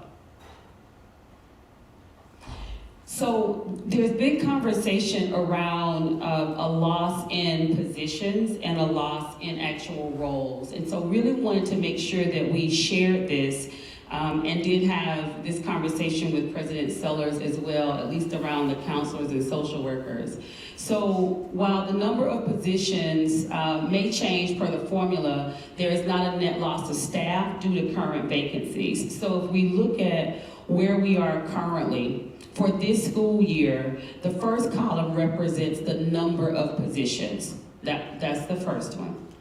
The second column represents of those positions, the number that were actually filled this year. The third column recommends or shares the proposed positions for this upcoming school year.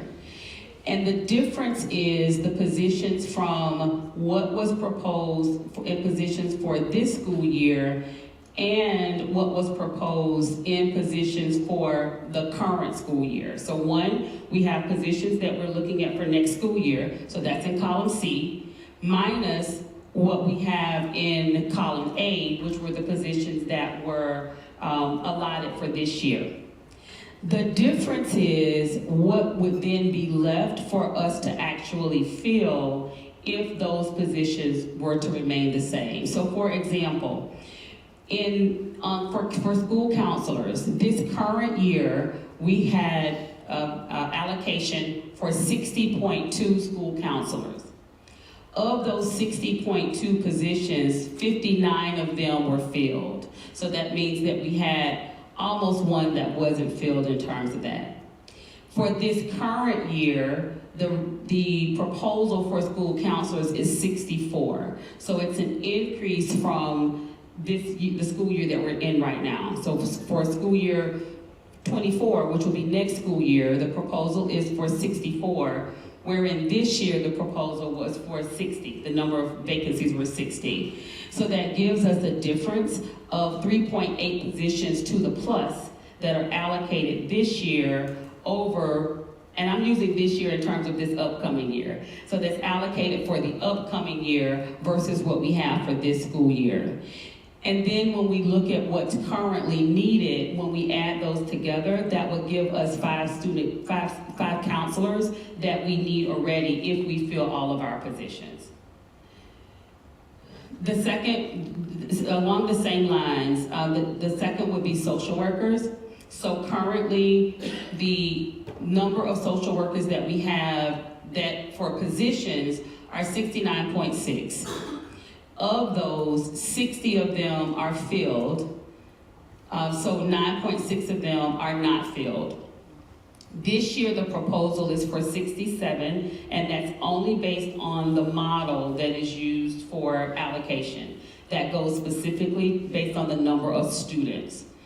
So then we have the difference. There was a difference from the proposal for next school year to this school year of 2.6 positions, which would still mean in order for us to have all of our school counselors, our school social workers filled, we would need 7 additional school social workers to fill the positions. So while there may be a change from one location to the other, there is not a net movement because we currently have vacancies. The same remains true for art, the same remains true for music, and the same remains true for PE.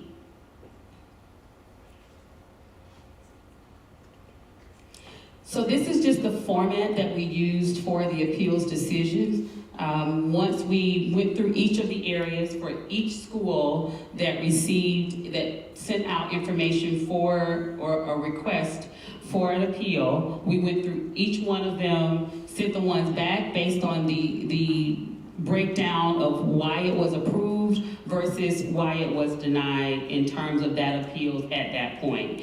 Some of those have been updated based on conversations that we've had, and as we move forward, if the board gives additional direction or different direction, then we'll go back and make sure that that's updated with schools as well. But this particular one is an actual one that was done from the school, and you see what the school requested and how we responded in terms of what was approved as a part of the appeal, and then what wasn't approved as a part of the appeal. So now we get to next school year. As is in the case, each year there's surplus staff. Surplus staff is placed into anticipated vacancies. So right now, at the beginning of transfer rounds, and I say it that way because this is our first data point. The data point from the current school year was after we had gone through both sets of transfer rounds. So this is just where we are right now in terms of transfer rounds.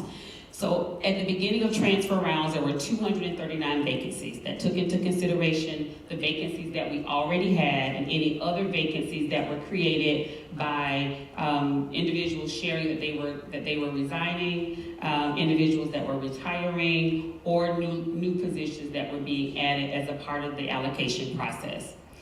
Currently, there are 92 positions that have been surplus from one school to another based on the allocation.